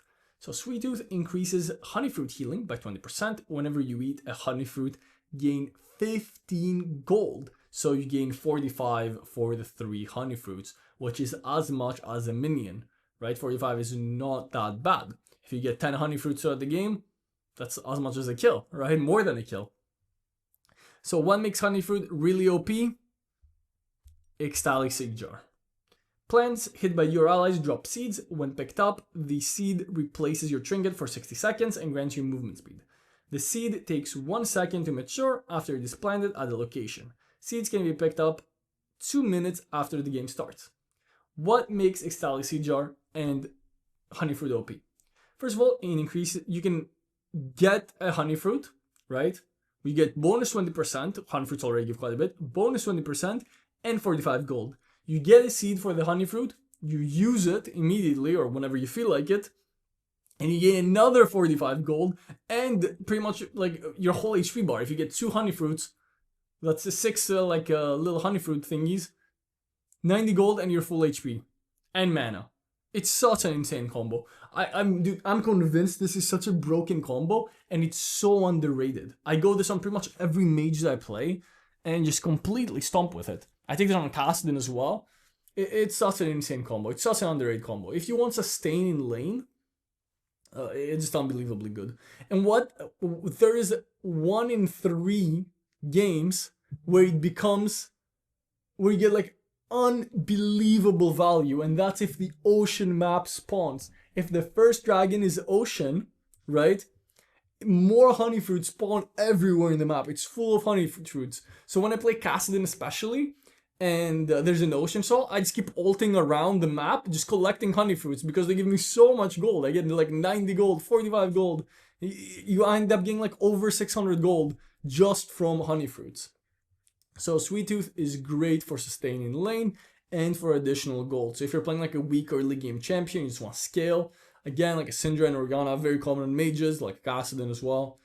Sweet Tooth is really, really OP. And of course, if you're gonna take Sweet Tooth, make sure you take Ecstatic Seed Jar. Next up, you have Hex Flash. This is something that you're usually gonna get on supports, for the most part, engaged supports, because you want to use your flash pretty aggressively a lot of the time. So you never really hold flash when you play Nautilus. So you're gonna like flash hook, flash attack someone, you're gonna be flashing a lot aggressively. So having the option to use Hex Flash to jump over walls with like a quick little short dash. Since most of these engaged supports don't really have a consistent way to get over walls, it's really, really nice. Again, like the Leona, the Nautilus, so those types of hard engaged supports. And of course, you can do a lot of surprise ganks. It's like an extra flash that you can use on a pretty low cooldown, right? And also, if you're gonna pick those champions, so you don't really care about Sweet Tooth or item crafting, which is just terrible. I mean, maybe it might be a little better now with the home guard nerfs, right? Because it takes longer to get into the map, so item crafting might be a little better. But getting like a 1/5 of an Orin passive and paying an extra 50 gold, and you can only do it every 3 minutes, it just doesn't feel very good, I'll be honest. It's an item that just doesn't feel very good. And if you, like, there's no point you take inspiration just for this item, right? And if you're, like, it makes no sense. It's just a weak item. I hope it gets buffed. Maybe now with Home Guard, it's small. It's a bit of an indirect buff, so we'll see how it goes. But I don't consider it to be a very strong item whatsoever. Yeah, so you're pretty much, when you're going triple inspiration runes, you're either doing it for the Honey Fruit Ecstatic Seed Jar, or you're going like a Hex Flash, either Celerity or Transcendence, and then like Demolish on like tankier champions or whatever, like engage support, so you're gonna go Hex Flash in. Yeah, so no one really gets item crafting. I hopefully gets buffed. You can see the value of it, right? You can be very, very good in certain situations and certain matchups. But the extra 50 gold and only getting it like once every 3 minutes, it really does have a lot of downsides. It's not a lot of value, especially as compared to the other choices that you have. Transcendence, this is one of the strongest actually like one of the strongest runes, and a lot of the reason why a lot of champions take inspiration. So you gain a bonus when reaching the following levels. At level 1, when the game starts, you just gain 6 ability haste, which is not a lot. But at level 5, you gain another 6 ability haste, so that's 12 ability haste, which is around 500 gold worth of stats at level 6 already, which is very early into the game. Then at level 9, after basic ability hits a target, you reduce 10% of the ability's cooldown, and it has an 8-second cooldown. So when you're using like key spells, right, you gain 10% cooldown. You have like 10% less cooldown on it. It's a decent rune. It has quite a lot of value on mages. It has quite a lot of value on enchanters, right, and a lot of ability-based champions that love ability haste. Transcendence does have a lot of value. So it's very common on mages to just go Sweet Tooth, Ecstatic Siege, and Transcendence. I wonder if that's gonna maybe change with Celerity, if a lot of mages will start taking Celerity, especially mages that love movement speed like Rise, Oriana, Twisted Fate, right? Especially since all movements and bonuses are increased by 7% on you. A lot of the champions will run Ghost anyway. So I want to see how Transcendence competes with Celerity, which is a new rune. I guess we'll see. But first, let's talk about futures market. You can purchase items on credit from 2 minutes in the game. So pretty much, if you can't afford an item, I need 150 gold, you can purchase them with futures market. It's just such low value compared to the other rune choices here. 2% movement speed, and then all movement speed value being increased by 7%. Action Monarchist, which I'll talk about after, giving value to your ultimates. And simply Transcendence. Transcendence just by itself is so much more value than futures market. Like, I can see some niche cases where future market can make sense for certain like needed power spikes in the early game, but again, you can't use it 2 minutes before the game. But I can kind of see it have some value with if you're playing like Kassadin or Rise and you want to get your like Archangels as fast as possible. Maybe like if you calculate the exact gold you get from waves, if you get every single minion, you need 140 gold. So I'm sure in like some niche scenarios where like one-trick ponies of champions really know the gold buys of the items that you really need, I can see they have some value. But for 99.9% of situations, this is just way less value than something like Transcendence or Celerity. Moving on to Celerity, which I already talked a bit about because I'm very excited for this new rune. It was one of my favorite runes in League of Legends, and I'm glad that it's finally in Wild Rift. So you gain 2% movement speed, and all movement speed bonuses on you are increased by 7%. I love this rune on Rise because you already have pretty high base movement speed on Rise, so gaining 2% movement speed on top of your already high base movement speed is very helpful. But the 7% increase works on Ghost, Phase Rush, and on your first ability passive. So it's super useful on champions that rely a lot on movement speed like Rise, Hecarim. I made a video on my second channel about Celerity Hecarim. Also, if you're not subscribed to my second channel, definitely subscribe. I post some of the best games from my stream there. So obviously you're not going to watch all my streams and watch all my games from all my streams. So if you miss out on any banger games on my streams, they're gonna be on my second channel. That doesn't mean it's gonna be only the games where I'm like super far ahead and just stomping the enemy team, right? A lot of those games are just really close games where it's very tight and we might even lose, right? I don't only post wins. So if you don't watch all of my streams all the time, never miss a game, this is probably the best way to keep up with some of my best games on my stream. So definitely subscribe to my second channel.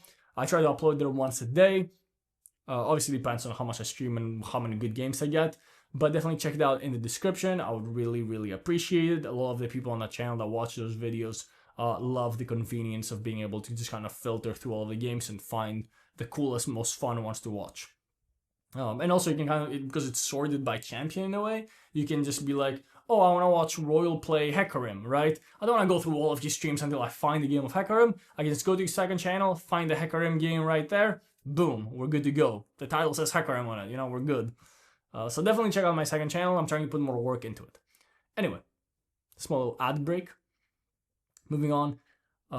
Yeah, so Celerity really good for movement speed based champions. So if you're running Ghost, you should be going Celerity, right? And if your champion has a lot of inherent movement speed, Celerity is again really good there, especially if you're playing a champion that relies or really likes movement speed. Next up is Axiom Arcanist, and I really wish I spent more time trying out this rune before making this video, but we're already deep into it. I don't really know how good it is yet. I'll be 100% honest.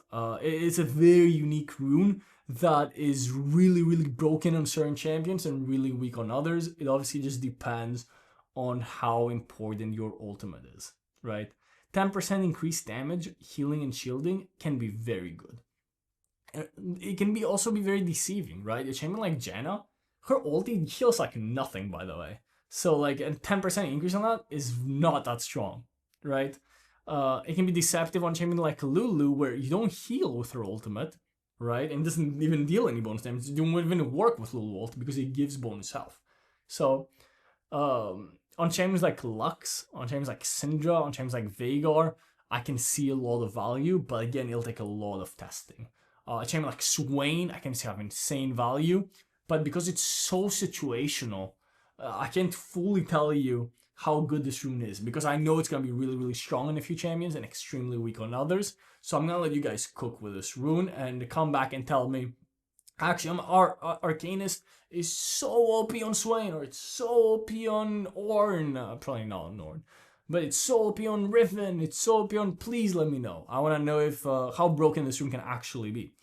Also, scoring a takedown on enemy champion reduces your ultimate's remaining cooldown by 7%. So it's really, really strong on the champions that are ultimate dependent. Swain is a perfect example, right?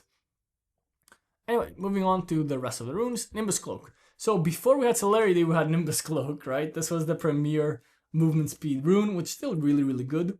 After using a summoner spell, right, your flash, ignite, ghost, whatever, you gain 10 to 40% movement speed for 3 seconds. The speed up effectiveness depends on the spell's cooldown. So it's not scaled with level, it's scaled with cooldown. Flash, because it has the longest cooldown, will give you 40%, but spells like Smite that have a very low cooldown will only give you like 10%.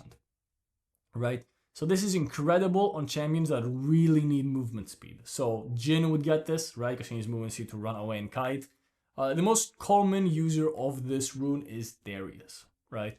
Darius is a champion that if he can get on top of you, you're done for. Because he's going to stack on you, he's going to destroy you. So he would pop his ghost and he would get a huge burst of movement speed and just run up to you and kill you. And that's what Nimbus Cloak is all about. It's really all about that like burst of movement speed and how much your champions can really utilize this movement speed. So again, really, really broken on a lot of champions, weaker on others. Especially on champions that don't really have like with teleport, for example. If your champion runs teleport, Nimbus Cloak doesn't really even work with that. So it really does depend on the champion when it comes to Nimbus Cloak. However, this movement speed, especially early in the game, can be a huge clutch factor. Like dropping that ignite and be able to run away while you're getting chased, that extra boost of movement speed can come in very clutch. Demolish. Demolish is one of the best runes for taking down turrets. It will mostly be built by Baron laners, so they can farm some plates. For mid laners, it's a little hard to proc, and of course, it's based on your max health. So the more health you get, the easier it will work. A lot of supports will often take this, but again, it's kind of hard to proc consistently. Baron laners are the best users of this rune because they split push a lot later to the game too. Obviously, if you get a huge amount of HP and you're playing something like a Sion, right, you can become an insane split pusher. Sion, of course, loves this rune. It takes, so pretty much you sit next to a turret. I mean, you guys all kind of know what it does. You sit next to a turret, you wait for a few seconds, I think 3 seconds. Yeah, it charges every 0.5 seconds 6 times. So 3 seconds, and then you auto-attack the turret, and it does this huge amount of damage. It's insanely good for taking plates, it's really good for taking turrets.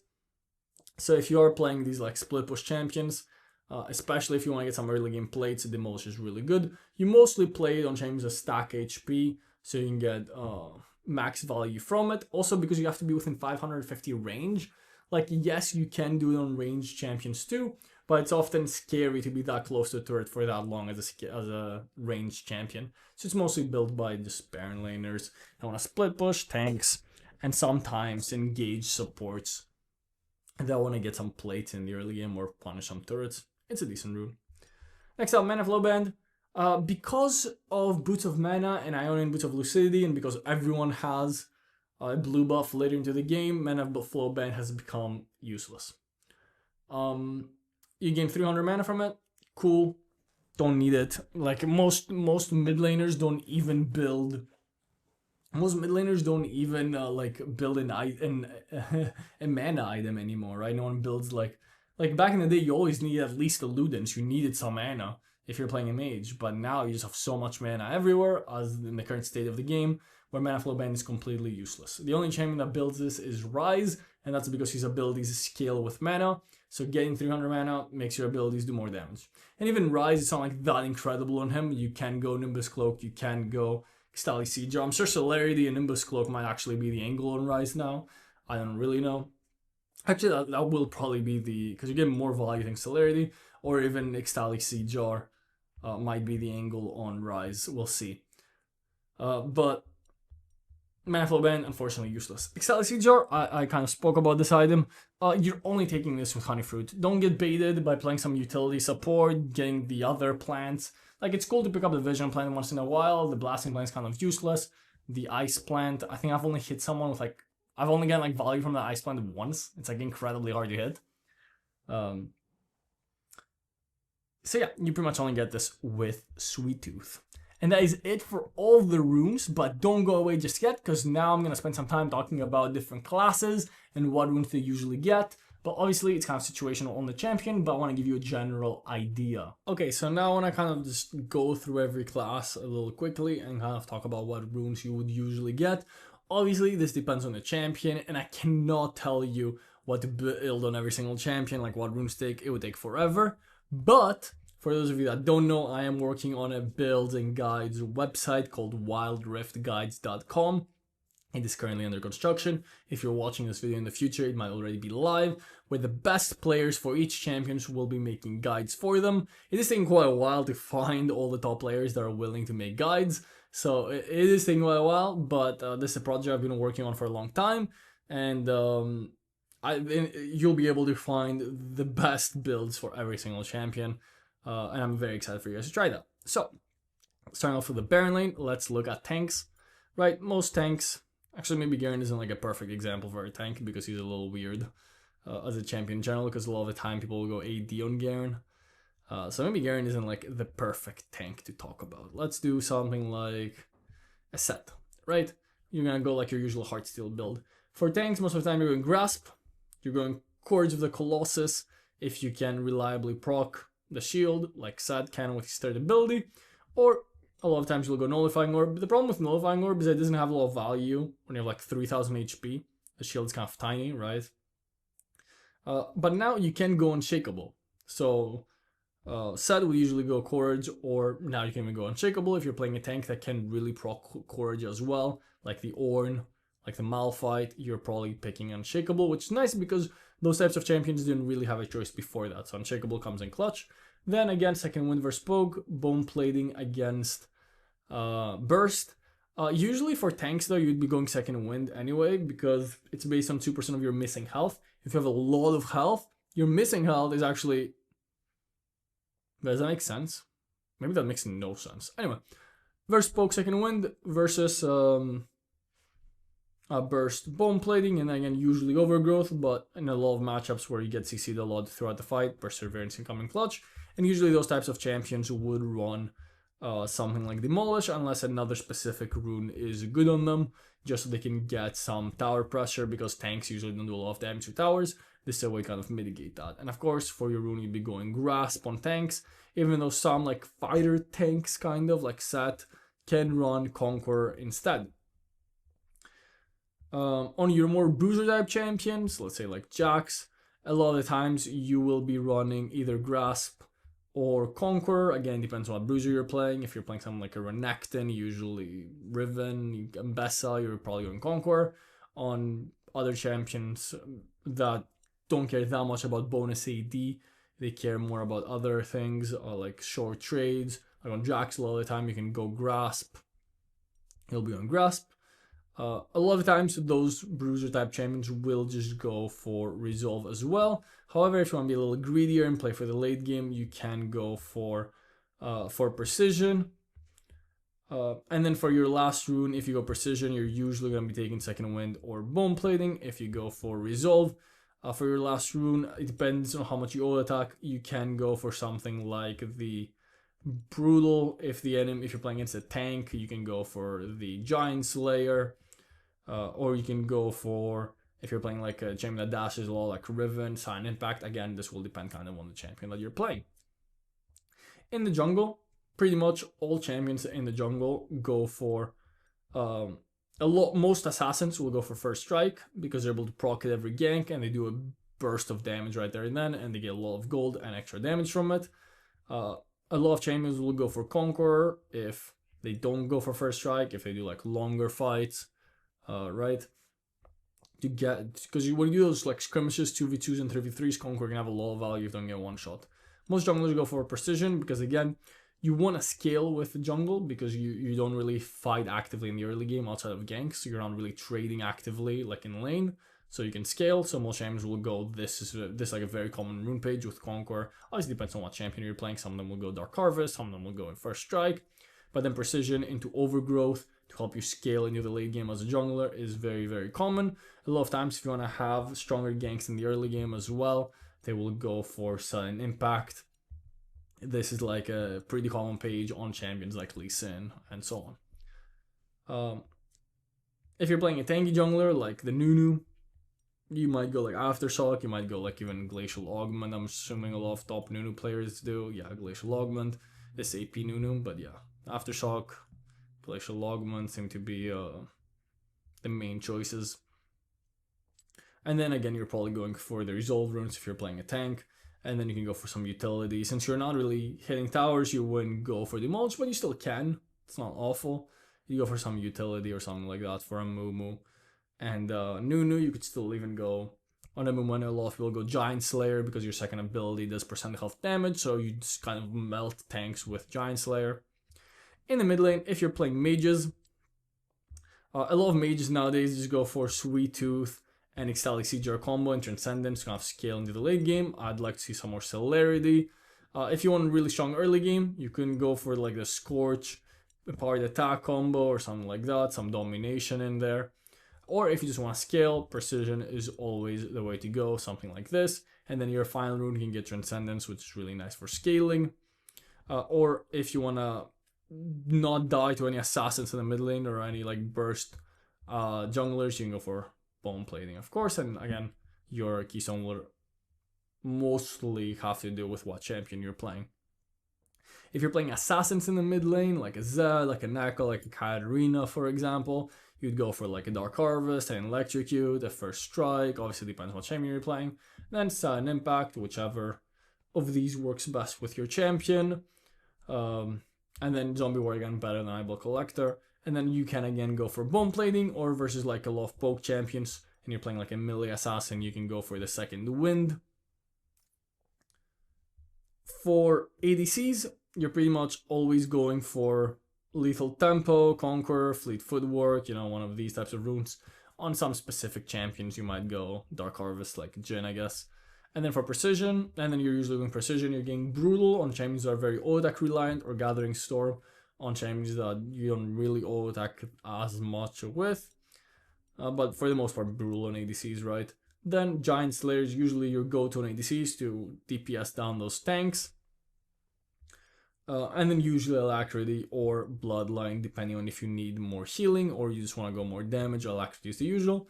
Bone Plating will help a lot in the trades, especially when you have two champions hitting you. You're more likely to get max value out of Bone Plating, and again, you're a melee champion or a ranged champion, so Second Wind doesn't really work that great on you. Finally, I guess we have Engage and Enchanter supports. For Enchanter supports, I guess Karma isn't a perfect example because a lot of people will like go poke on Janna. Let's say Lulu, for example. A lot of people will go Airy, or they'll go for Glacial Augment, even on Enchanter supports. Just depends on how easily you can proc it. Lulu can proc it with her first ability. Janna can proc it with her first ability. But Airy is, I think, slightly more common on Lulu, for example.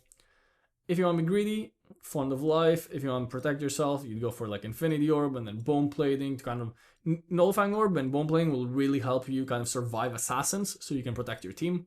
And then you can go for the Revitalize If you want some more value, or again, you can go for Perseverance. Like this combo, if you're playing like Lulu against like Nautilus or Leona, will really help you kind of survive and be able to support your team. And Transcendence, of course, ability case has a lot of value on these Enchanter champions. And finally, we have the Engage supports that I've talked so much about. Like I guess I've run Nautilus and Leona as the main example, where you can go for Aftershock or you can go for Glacial Augment. I think Glacial Augment is really strong right now, but of course both are viable choices.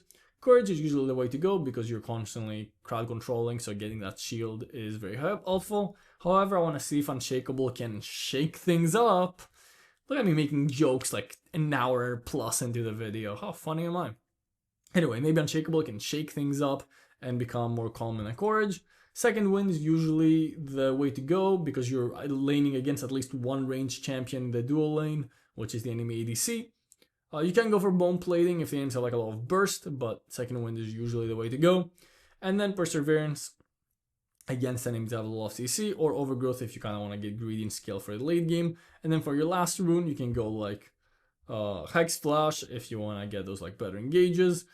You're completely fine going for Demolish as well. You're completely fine going for Transcendence as well. I used to go for Pathfinder a lot, but it kind of got removed for Celerity. So yeah, that is pretty much it. Thank you so much for watching this video. If you made this far, I would really appreciate a like. If you want more videos like this, please let me know down in the comments. It takes quite a bit of effort for me to yap for this long and stay concentrated. So thank you so much for watching, thank you for concentrating and focusing and like listening to this whole yap fest too. Like it might be a lot of effort on my part, but I know it's a lot of effort on your part too. So I really do appreciate you sitting here and watching this whole video. So thank you so much. Leave a like if you enjoyed, and as always, subscribe for more Wild Rift content.